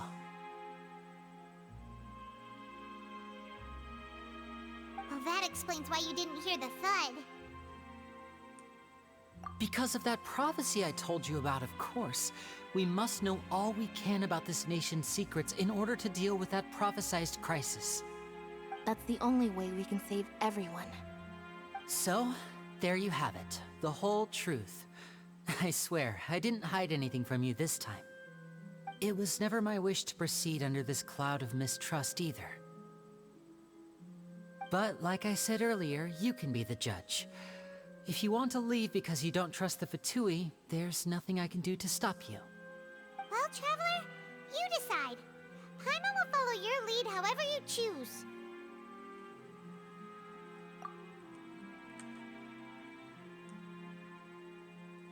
Okay, thank you. Thanks for giving us a chance. The current problem is that the scales are tipped pretty badly against you two. If we want to refute the Hydro Archon's accusations, we're gonna need a seriously watertight defense. Huh? Oh, Paimon thinks she gets what you mean.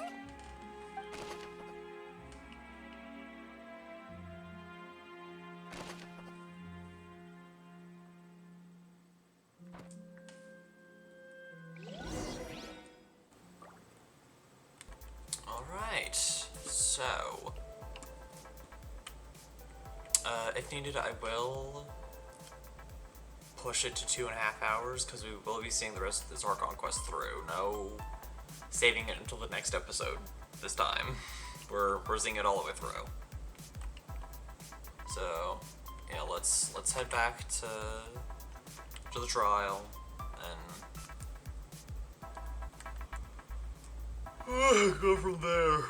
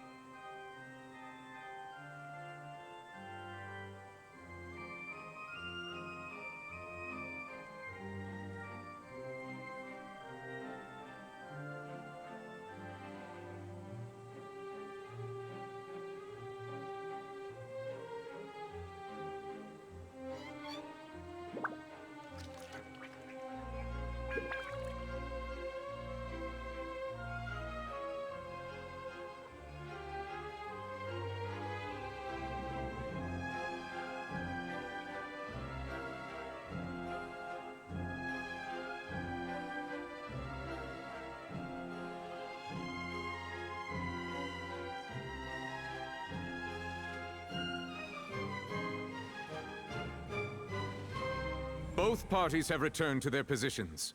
Let us continue the trial. When last we left off, Mr. Linney acknowledged the new evidence presented by Lady Farina as fact.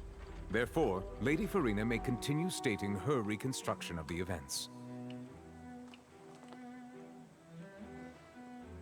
That took long enough.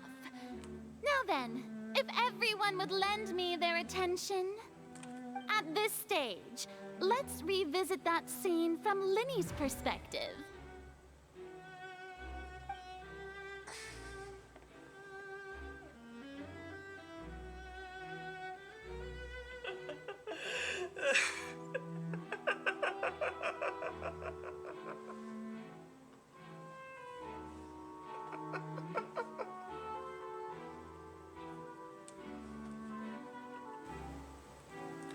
There's the pose I was looking for.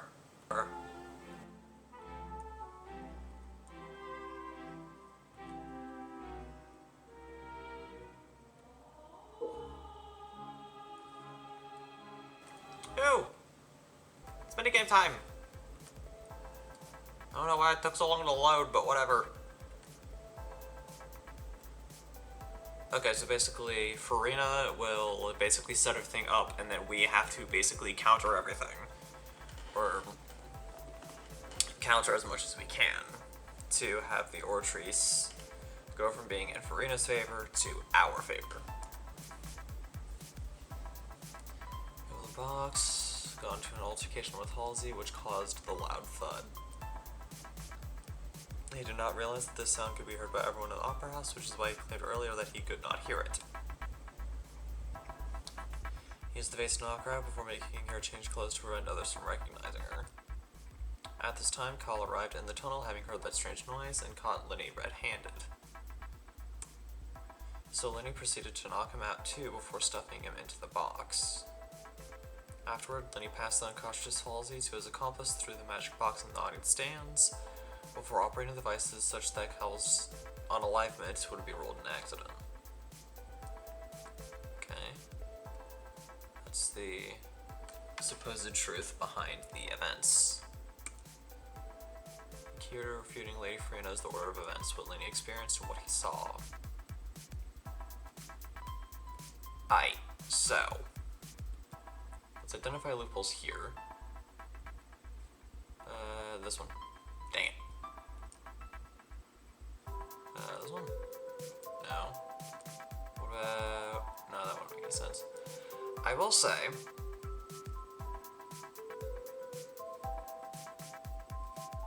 That goes like... Nope. Does that go? Just like, nope. I'm really bad at this.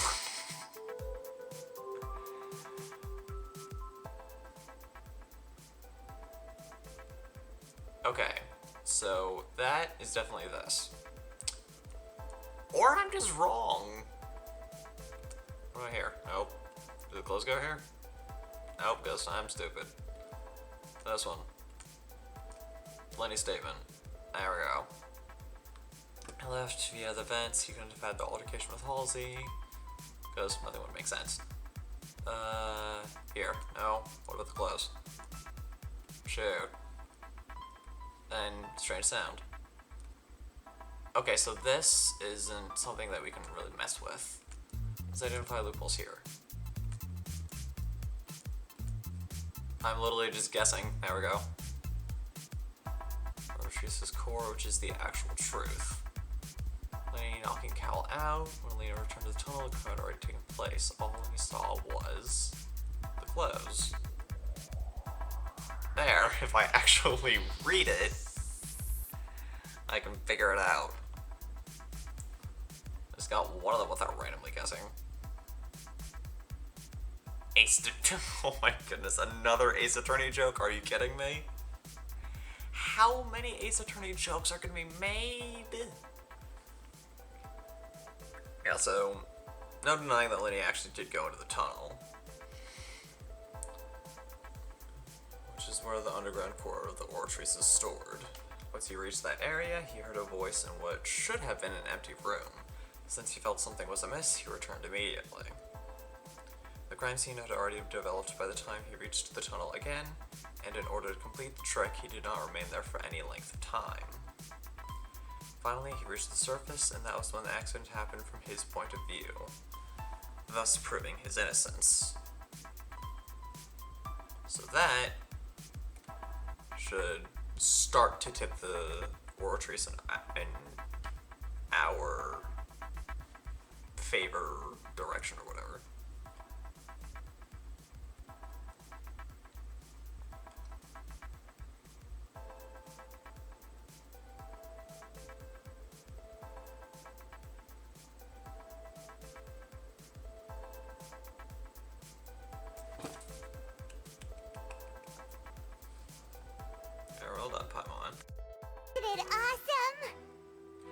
In other words, you believe that he knew nothing of the incident? That's right! My reasoning? If that's the case, then if Cowell hadn't entered the tunnel, who was the entire setup meant to kill? Assuming that what you say is true, Lenny only needed to kidnap the young girl to cause a new disappearance case. What would the point of killing someone on stage be? Oh, they have a point. That's right, you tell him!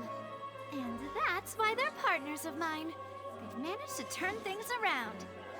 Oh, well, your denial is very strident, I'll give you that. But what proof do you have to back your claims?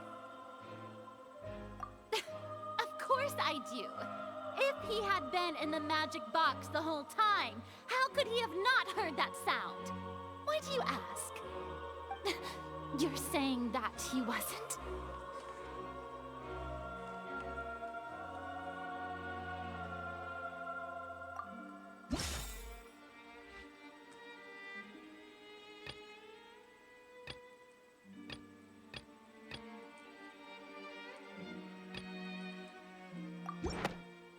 That's right!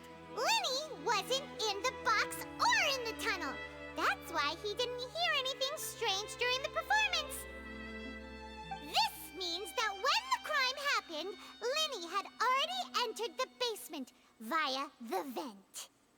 The same clue you used to disprove his alibi has now become the best proof! How do you like that? Well played. To think you'd use such logic. Well then, if it wasn't Lenny who committed the crimes, then who was it?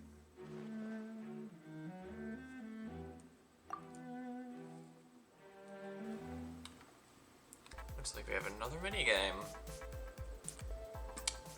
Hopefully we won't be on this screen for... Oh, there we go. Looks like spinning the mouse was good. Select answers and fill out the empty gears. Verify the correctness of the deduction. If you've made mistakes, you must make another selection from what remains. Once you've answered all the questions correctly, you can complete the logic chain. Fireworks released near the end of the show, ignited and burned through the ropes, suspending the water tank above the stage. If Lenny is no longer under suspicion, the only members of the troop would have been able... Only the other members of the troop would have been able to do this. Then he gave a detailed account on how the trick was supposed to work by using a box within a box. The box containing the audience member would be transported by a tunnel. Lenny would use the tunnel to get to the other side. Having changed their outfit, Lynette and her assistant would take charge of on-stage interaction. Clothes belongs to the missing individual.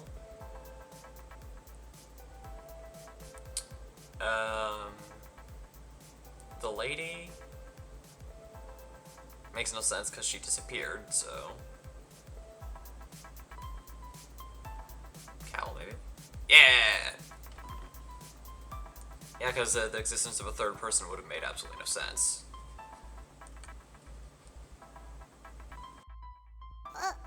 That can't be right. Are you serious? The killer was, in fact, Cowl, the deceased! Oh, is that so? How interesting! Let's hear your reasoning then. What I must do next is recreate the truth. What Cowell did, and how he went from would-be perpetrator to victim.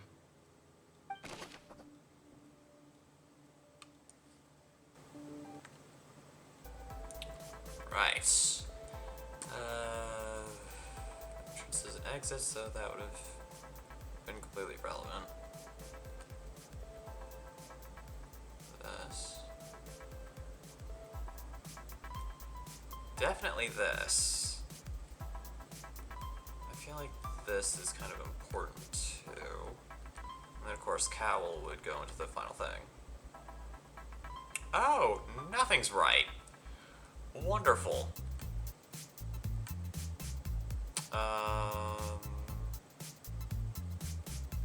What the clothes being there? And then the sound was definitely important.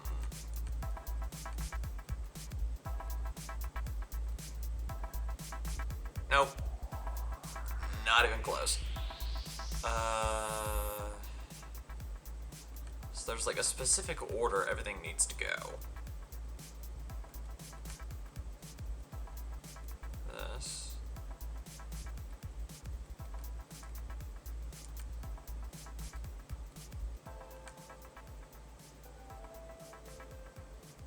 We already used these, so the only thing that would really go there is this. Okay, so we have this correct. At the very least. It's kind of annoying that everything needs to go in like a specific order.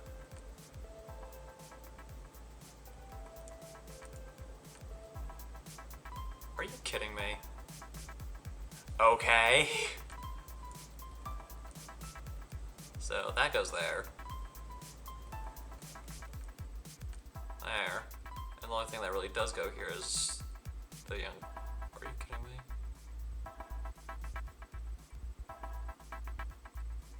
The criminal must have understood the methods behind Lydia's magic trick and must have been in position, leaving aside how he died, call out all the means to commit the crime at his disposal. Oh, so we were supposed to lose that. Okay. I gotcha. Lena wasn't in the tunnel for a minute. This would have given time for Cal to bring Halsey out of the box. According to the guard's testimony, no one entered or left.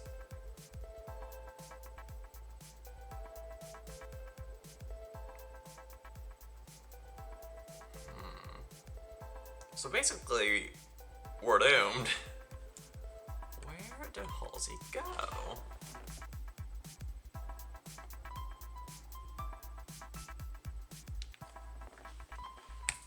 Oh, right, I need to turn the stuff back on. Truth. Look, since we're at a dead end, why not consider a different track?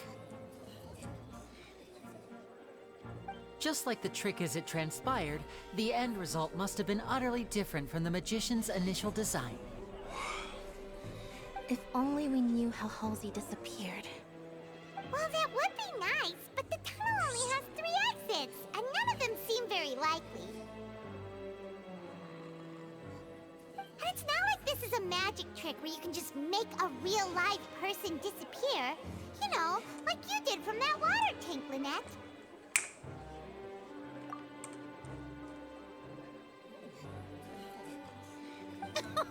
Excuse my interruption, dear opponents, but do you not see that the crowd is growing impatient? There is no greater sin in this opera house than an awkward delay in the performance.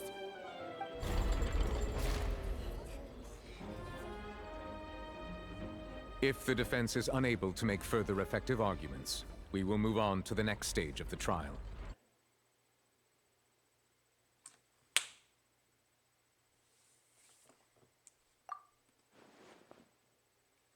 Linny was not in the tunnel at that moment, which gave our criminal ample time.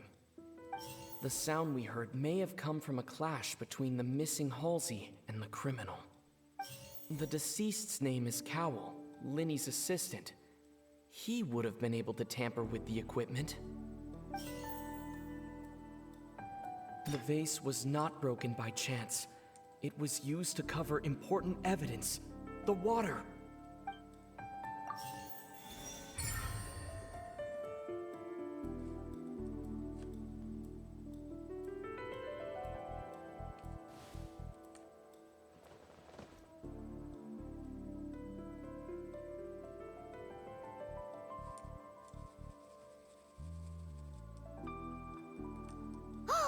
Paimon gets it! It all comes together if Halsey disappeared instead of being kidnapped. Lynette escaped from the water tank, vanishing gradually and leaving only clothes behind.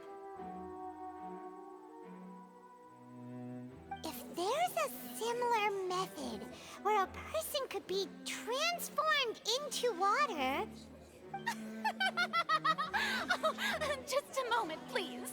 I do hope you know how preposterous you sound at the moment.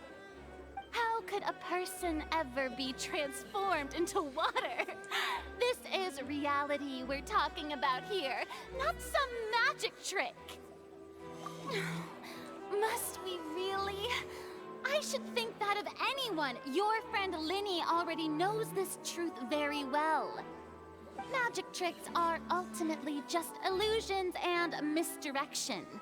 But Halsey's disappearance is very real. We're talking about 2 completely different things. Even so, I trust the Traveler's judgment. The truth must be out there somewhere. Perhaps some new line of reasoning may open if we try to gather all the focal points that don't make sense. Since Cal was the deceased, we haven't placed much attention on him. But given that we aren't making much progress with the case, it wouldn't hurt to have a look at his belongings, would it? People really do come up with all sorts of harebrained schemes when at the end of their rope. The way I see it, your suggestion that we broaden the scope of our investigation is nothing but a tactic for stalling the trial. Nevertheless, I believe that this is a reasonable request on the part of an attorney. Since the trial does indeed appear to be at an impasse, I believe that additional evidence may help us make more progress. Guards, please step into the lounge and examine the personal effects of the deceased, Cowell.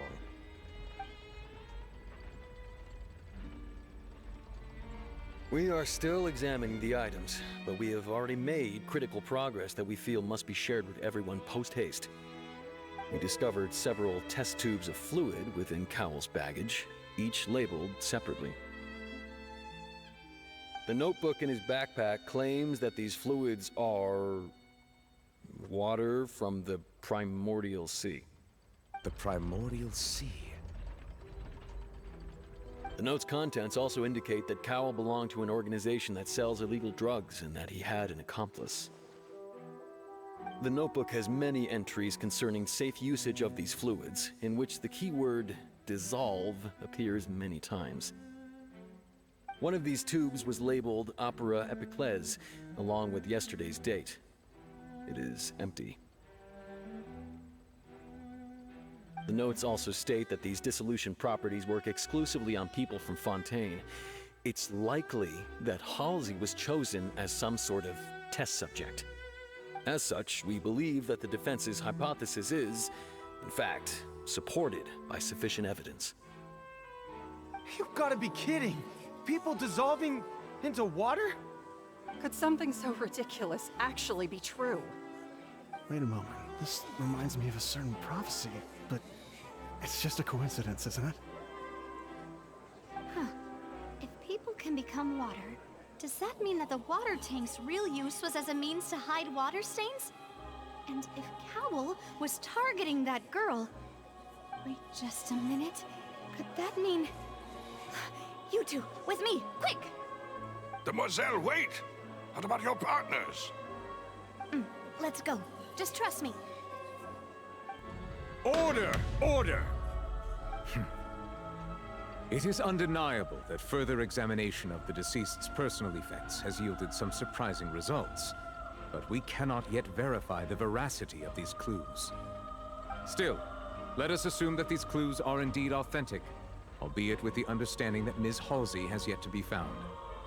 Guards, please continue examining the items along these lines. Mr. Linney, it appears your hypothesis is supported by the evidence, so please continue speaking. Of course. Thank you, Your Honor. If we uphold this hypothesis, I believe that many of this case's seemingly unrelated clues can be connected together. Right! Like the metal hook! That one didn't make sense at all. Let's think about this. Cowell's methods must have something to do with that water from the primordial sea.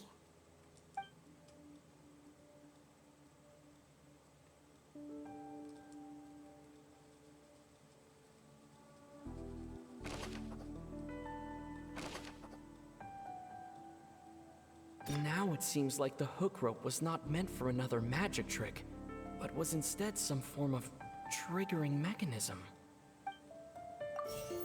The rope that held the water tank up was lit by the fireworks and snapped. As such, the focus here is on the water and not the tank. The water from the The deceased's name is...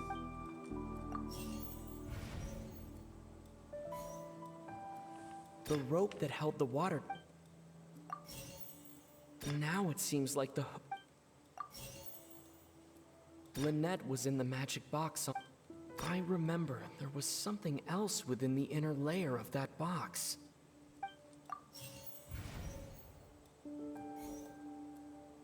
The deceased's name...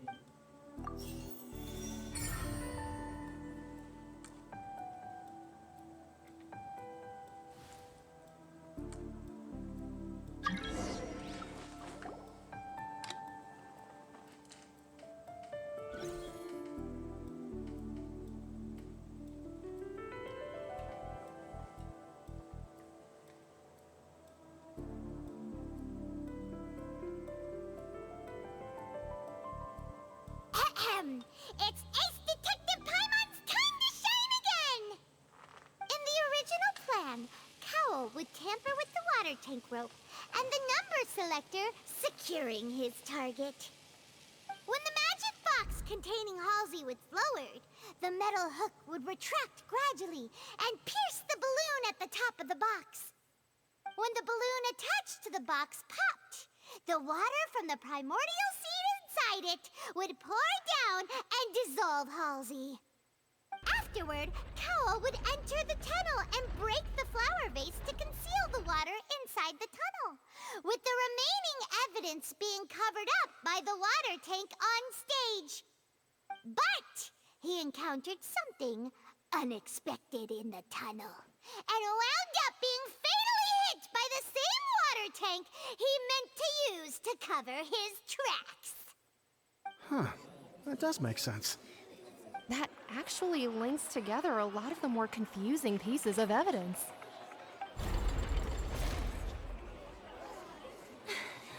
Oh dear. What do I do? Even I think they sound convincing now. Have I falsely accused an innocent person? What a humiliation. Now, it seems like the And that right there is why I'm an anarchist.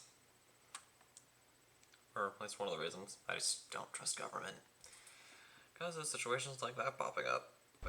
On that note, the guards have just contacted me indicating that they uncovered new evidence. I shall now invite him on stage to share it with us. Thank you, Your Honor. We were just inspecting the luggage of the other people involved in this case. And we found an identical sample of the water from the Primordial Sea among Linny's personal effects. What? That can't be. Oh, I see.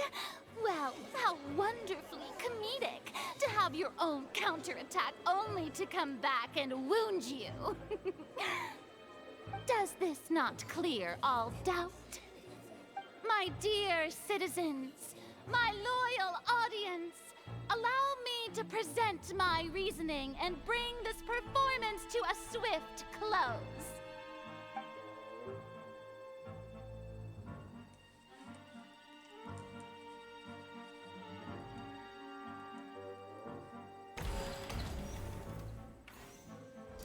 Linny did not need to take part in the dissolution of the young woman at all.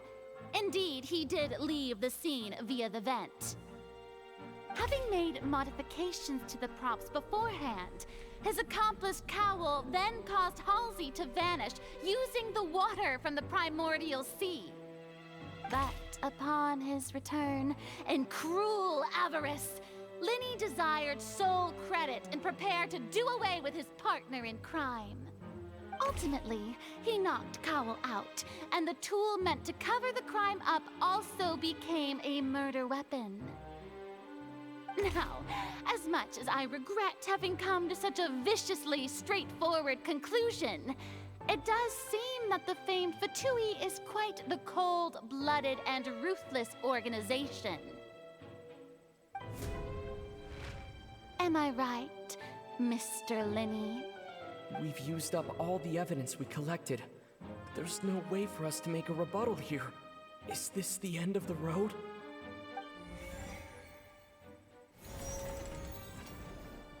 Oh no! Paimon can't think of anything either. It doesn't look like there's any way around this. Seems using the water as new evidence was too good a move. Why did this have to happen now? I think we've all seen enough now, and we have ample witnesses to my flawless reasoning. I believe this is indeed the finale. Now then, my good, noble Chief Justice, should we not, in your view, move... Excuse me, everyone, but I must interject. Miss, I must ask you not to shout, and to respect the ongoing legal proceedings. Oh, come on. Don't be hasty. I have a good reason for interrupting, you know. Now, would anyone here like to take a little break from all this debate and see a little magic? I'll show you an amazing trick. One that can bring a young woman who has disappeared back in the flesh, right before your very eyes. Please, do the honors, Mr. Linny, if you would be so kind. What in the world is she saying? No offense, miss, but miracles like that are beyond my scope as a magician.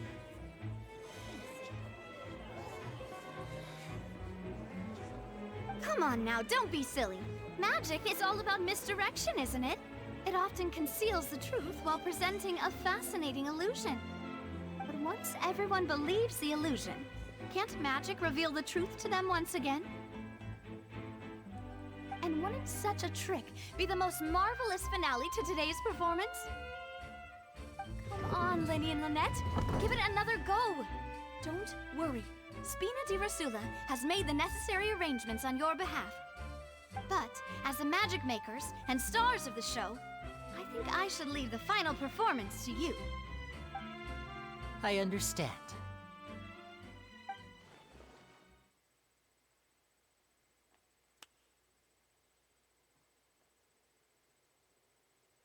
And voila.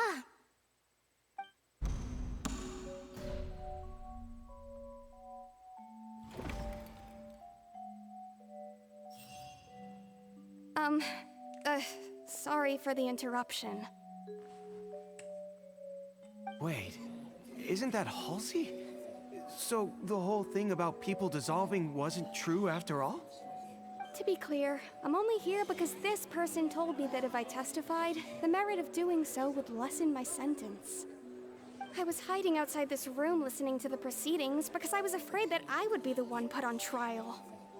I was just feeling happy that no one had noticed me, and then before I knew it, she caught me. That'll teach you to underestimate us three. Where should I begin? I'm sorry. I'm the one who killed Cowl. I admit it. What? Why? Firstly, my name isn't Halsey. It's Lillian, and I'm originally from Mondstadt. I heard that Linny's show was gonna be a real thriller, but I missed the chance to buy a ticket, so I stole one. That's how I make a living. I steal stuff here and there, and I'd never been caught before. But I was noticed at the harbor a few days ago, and I barely got away. Linny was the one who caught me in the act. Hey, no wonder you look familiar. So you were the thief! Liddy even mentioned that you were pretty skilled. Well, and I thought that would have been the end of it, but then the number selector chose me. He even mentioned the Fortress of Meripede. That's a prison, isn't it? So you can imagine how shocked I was. I thought he was onto me for sure. So I played along with the show while looking for an opening to flee, but then I got water poured on me for no reason, and then someone jumped into the tunnel to nab me. I wasn't going to take that lying down, so I knocked him out and stuffed him into the box. There was nowhere to run from there, though, so I had to change my clothes and hide in a box containing performance costumes. I slipped out after the first guard arrived at the scene and continued hiding inside the opera house. Can a person even hide in there? But I swear, I didn't know that the water tank would fall down. Really, I swear it. Had I known that, I wouldn't have put him in the magic box. I may be a thief, but I'm no killer. Well, that makes everything pretty clear now, doesn't it? This time, we need to tell the entire story from Lily-Ann's perspective.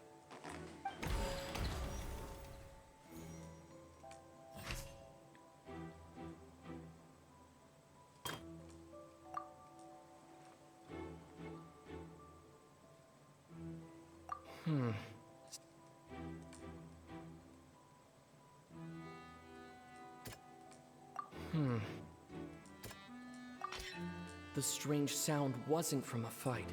It was Lily-Ann's attempt to break out when she was frightened.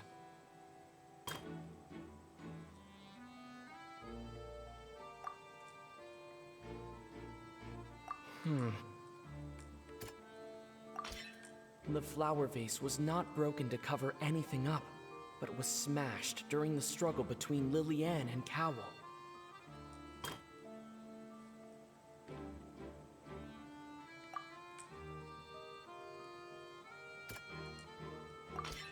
Lily-Ann was afraid that she would be recognized if she left, so she changed clothes and hid, biding her time. Just what one might expect of an experienced thief. And it's Ace Detective Paimon time!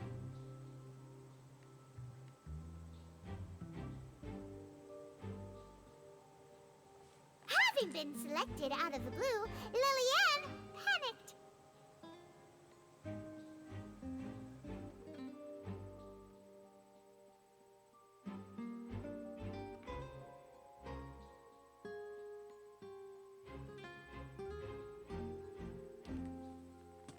Her panic only intensified after she entered the tunnel and had water poured on her head. So she kicked the door open. explosion, producing the thud we all heard. Hearing the commotion, Cowl leapt into the tunnel, only to discover that Lillian had not dissolved. He did not know that Lillian was not from Fontaine, but was a thief who made her way in by stealing a ticket.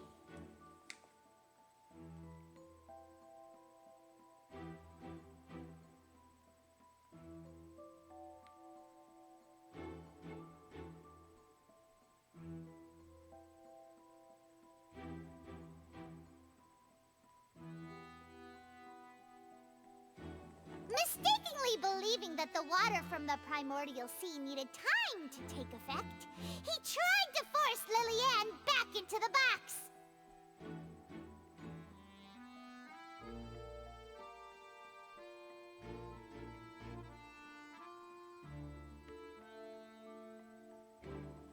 The two broke the flower vase during the struggle, but Lillian came out on top, knocking Cowl out and putting him in the box.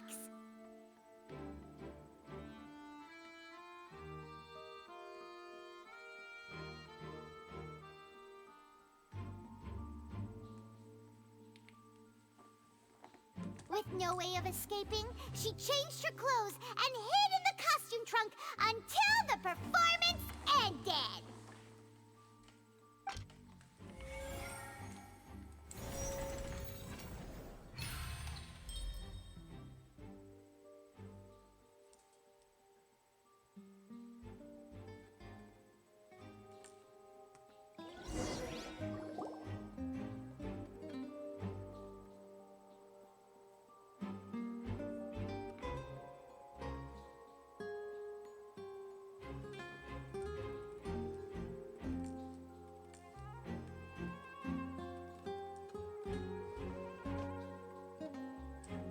She knew that she would have to go through guard inspection if she tried to leave afterward.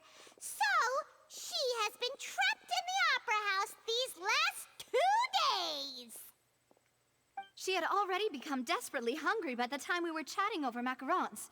So, she swiped 2 of them right under our noses. Talk about a sneaky thief. At this point, all the events that happened in the tunnel have now come to light. Ah, so that's the whole story. Bravo! Bravo!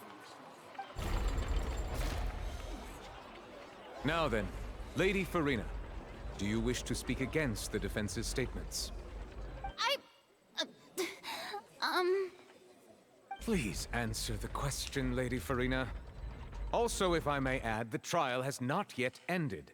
As such, I request that the prosecution not leave the room before the proceedings have concluded. What, are you reading my mind now? No, I have no further arguments. I admit defeat. But really, could you at least have left me with some dignity? Wow, look at that! She's like a deflated balloon now. If there are no objections, then as the Chief Justice of Fontaine, I shall once again repeat the full sequence of events. The actual perpetrator of the serial disappearances, Cowl, selected his next victim from the audience reservation list. With some modifications to the selector, he could ensure that the pre-selected young woman would be chosen. To cover up any evidence while committing the deed, Cowl thought of allowing the water tank to fall, which would conceal the water left behind after the young woman was dissolved. He also tampered with the rope suspending the water tank, using the fireworks at the end of the performance to cause the tank to drop and hide the watermarks. He poured the water from the primordial sea into a balloon during the preparation of the magic box and stuck it to the box's lid. Finally, he passed the prepared hook on a rope through the gap in the magic box's door when bringing the young woman to said box. When the magic trick officially began, the box containing the woman was lowered into the tunnel, tightening the hook rope and bursting the balloon containing the water. If all had gone to plan, the young woman would be dissolved at this time. However, Lillian was not from Fontaine, and thus fled the box with a loud noise. Realizing that there was trouble, Cowell entered the tunnel and met Liliane. Thinking that the waters had not yet taken effect, he decided to proceed. However, his opponent was more capable than he thought, and he was overcome, knocked unconscious, and placed into the magic box, and thus became his own final victim. Liliane, according to her own statements, then changed clothes and hid until the performance ended, before hiding in other parts of the opera house. As for Linny, he was in the underground structures within the opera house, and was thus ignorant of these happenings. From this reconstruction of events, we can conclude that Linny, the accused, is in fact innocent. While there is much in Linny and Liliane's conduct that should still be investigated separately, this case, at least, can be handed over to the Oratrice to make the final decision.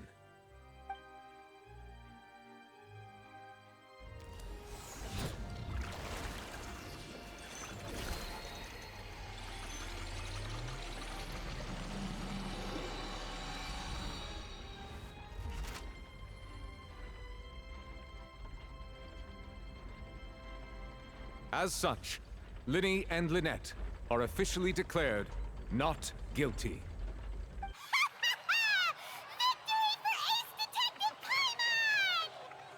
Great work, partners. Thank you all. Thank you so much. Next, I think we deserve an explanation, Guard Vaughn. How did you find the water from the primordial sea in Linny's baggage? Right! Your discovery caused me to make a serious mistake, you know. Or was that not a discovery, but false evidence that you dared to bring before this court? I suspect that the accomplice mentioned in Cowell's notes was not Linny, but you, yes?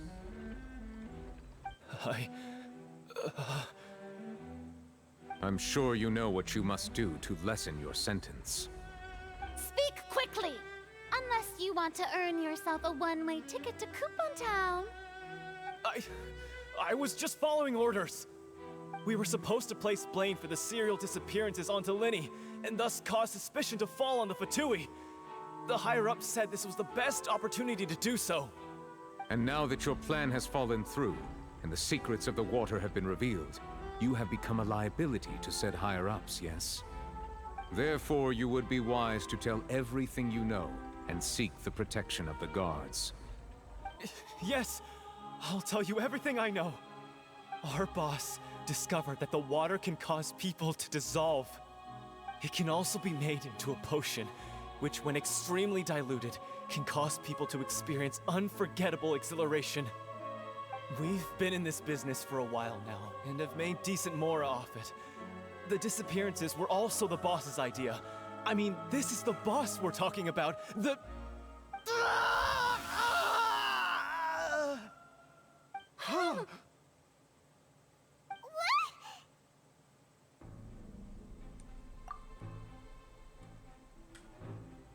And now he can no longer talk. Such ruthlessness. I shouldn't have expected any less of them. An outrageous act. All present, please submit to inspection immediately.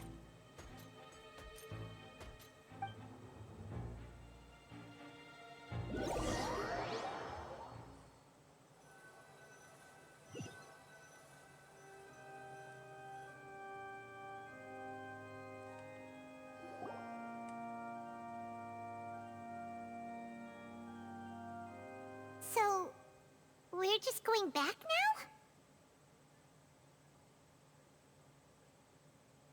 That's true, but...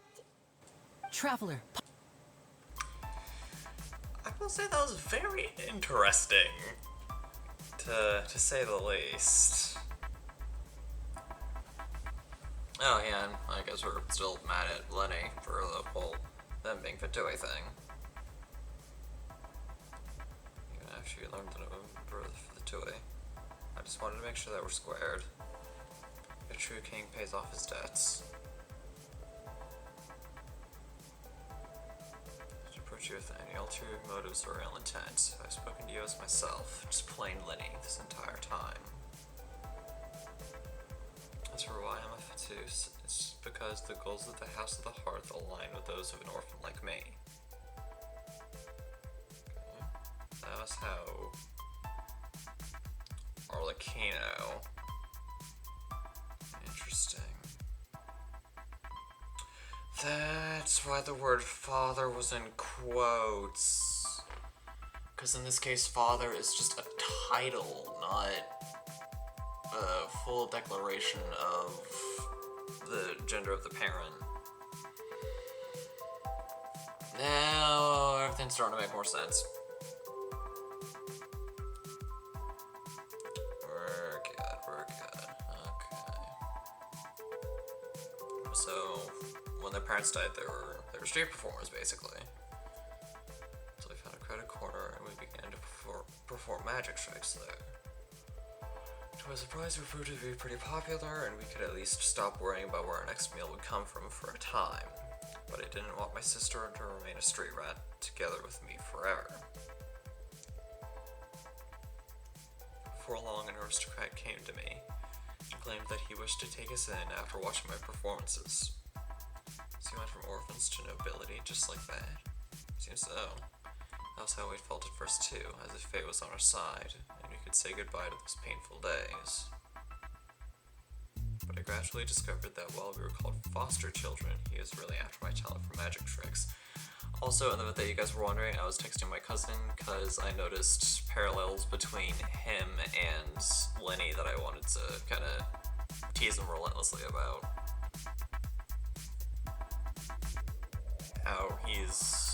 How Lenny's like this magician, like really well-known magician, and my cousin has done a lot of stuff involving theater, among other similarities. They're separated. Okay. I come back. I went to that noble's bedroom and asked him about her whereabouts. I'm just gonna...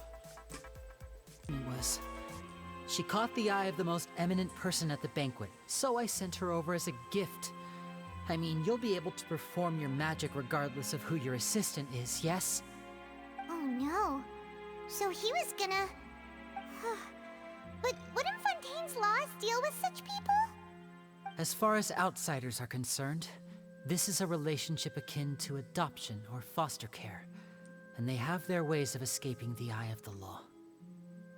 I managed to ferret out the location of the mansion of that so-called eminent person and hurried through the night.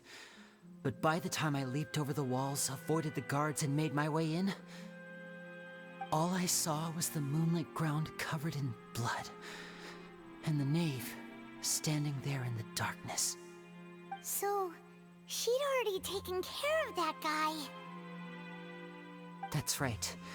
She had rescued my sister before she could come to any harm, and had even discovered several girls hidden in a basement, all of them orphans. Father, I mean, the knave, might have seen something in me, and so she made me an offer.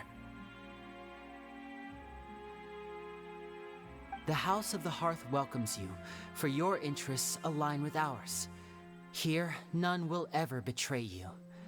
Indeed, betrayal shall never be permitted here. I was hesitant to trust her. I mean, I had just been betrayed by nobles. But she was also quick to destroy the noble who had taken us in at first, giving us back our freedom.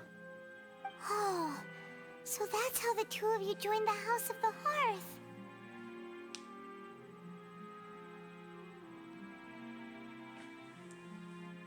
She has her own plans.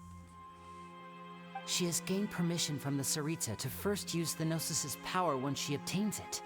She plans to use it to find a way to break the prophecy and save Fontaine. So, she believes in that prophecy too? That's right. The whole House of the Hearth is currently working to combat that crisis. Today's case has also proven that people from Fontaine can indeed dissolve into some sort of water, thus further supporting the prophecy. All of us house members here, Lady Arlecchino herself included, are from Fontaine. We won't give up on defending our homeland. To us orphans, the only connection we have left to this world, apart from our family, is our homeland. So, from small deeds like distributing magic pockets to huge schemes like stealing a Gnosis, everything is aimed at dealing with that prophecy.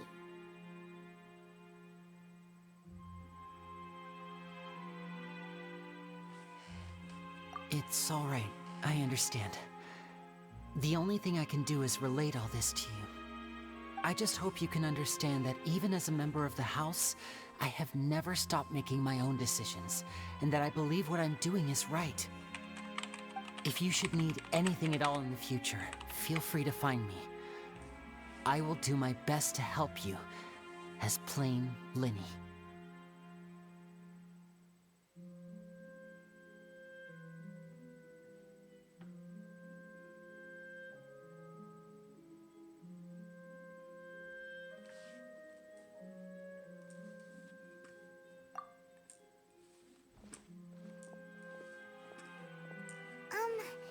Bye, Linny!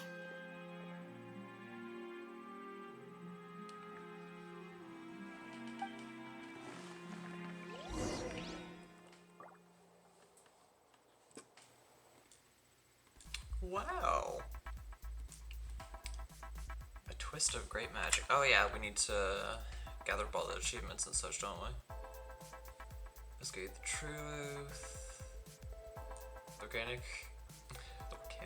The Oratrice has delivered a verdict of not guilty. Yeah, do we have any other? Okay, we're good. And then, as I said, I'll do the mail stuff later. Alright, let's head out.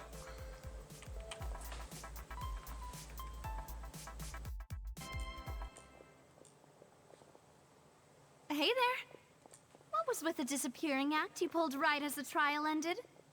Were you looking for us, Navia? Well, this whole thing isn't exactly over, is it? I do feel that we're getting closer to solving the serial disappearances case, though. Don't you think so, too? Huh? What's wrong, my dear partner? Besides, are you sure we're the ones who can crack a case that's been cold for decades now? And given that there's new evidence from the trial, there should be a trail of breadcrumbs for the Hydro Archon's people to follow now, right? Ah. I see. Well, I won't lie. I'm a little shocked to hear that from you. But I suppose you are just travelers who have only arrived in Fontaine after all. Sorry. I might have been too presumptuous. Don't say that, Navia.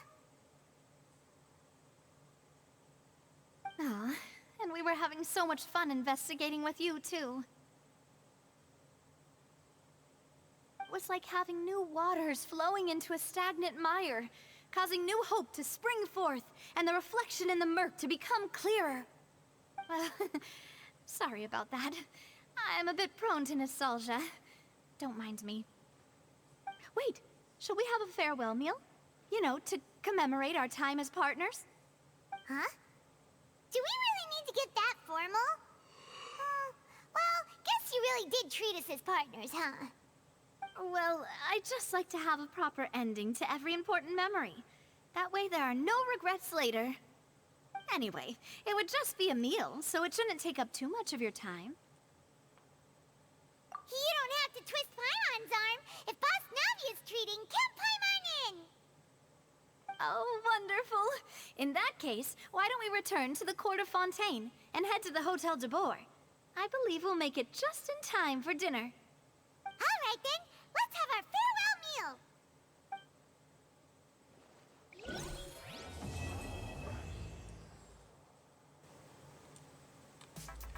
And with that, part 1 is complete. And now we can make offerings to the Fountain of Lucine. So let's actually quickly...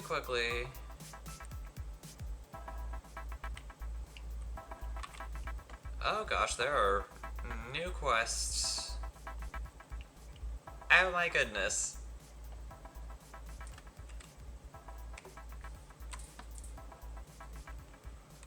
But yeah, let's quickly check out the fountain. Since we're already in overtime, why not push it a little? So yeah, let's check out the fountain. Put in all of the hydro sigils that I've gotten thus far from all of my off-camera exploration. Because trust me, I did a lot. Oh my goodness, I got so many hydro sigils to turn in. I'm not going to the hotel. Absolutely not. Okay, so where exactly? Oh, jeez. Found a Lucine here. Yeah, let's see how many sigils I even have in the first place. 289. Almost 10 levels worth. So yeah, let's go ahead and turn them all in.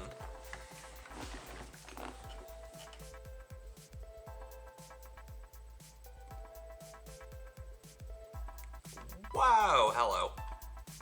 Okay, so it looks like I turned them all in all at once. Looks like we get a couple free wishes.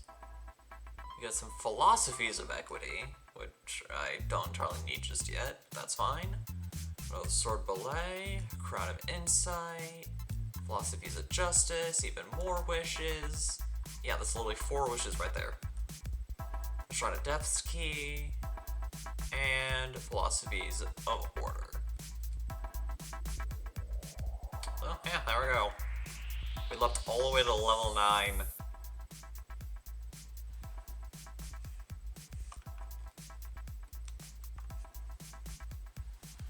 Of course, we have a whole bunch of quests to take care of.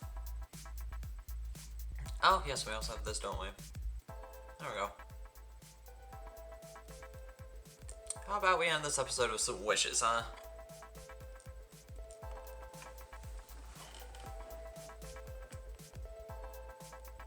So really quickly, yes, I do almost have an entire 10 pulls worth. Fear me. Anyways, let's see what this first one gets us. 4-star. Okay. Who do we got? Or what do we got? The Bell. Okay. Next one. Actually, there have been moments where I've gotten like 2 4-stars in a row, which I find honestly very entertaining. That does happen. Looks like that's not happening today. For whatever reason.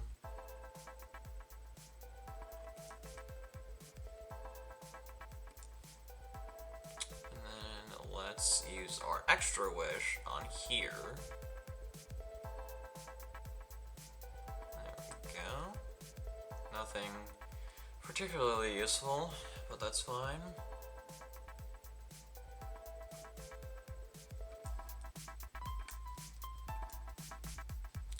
I'll switch everything out for 1 each. So we can do a little more and drag out this episode even longer.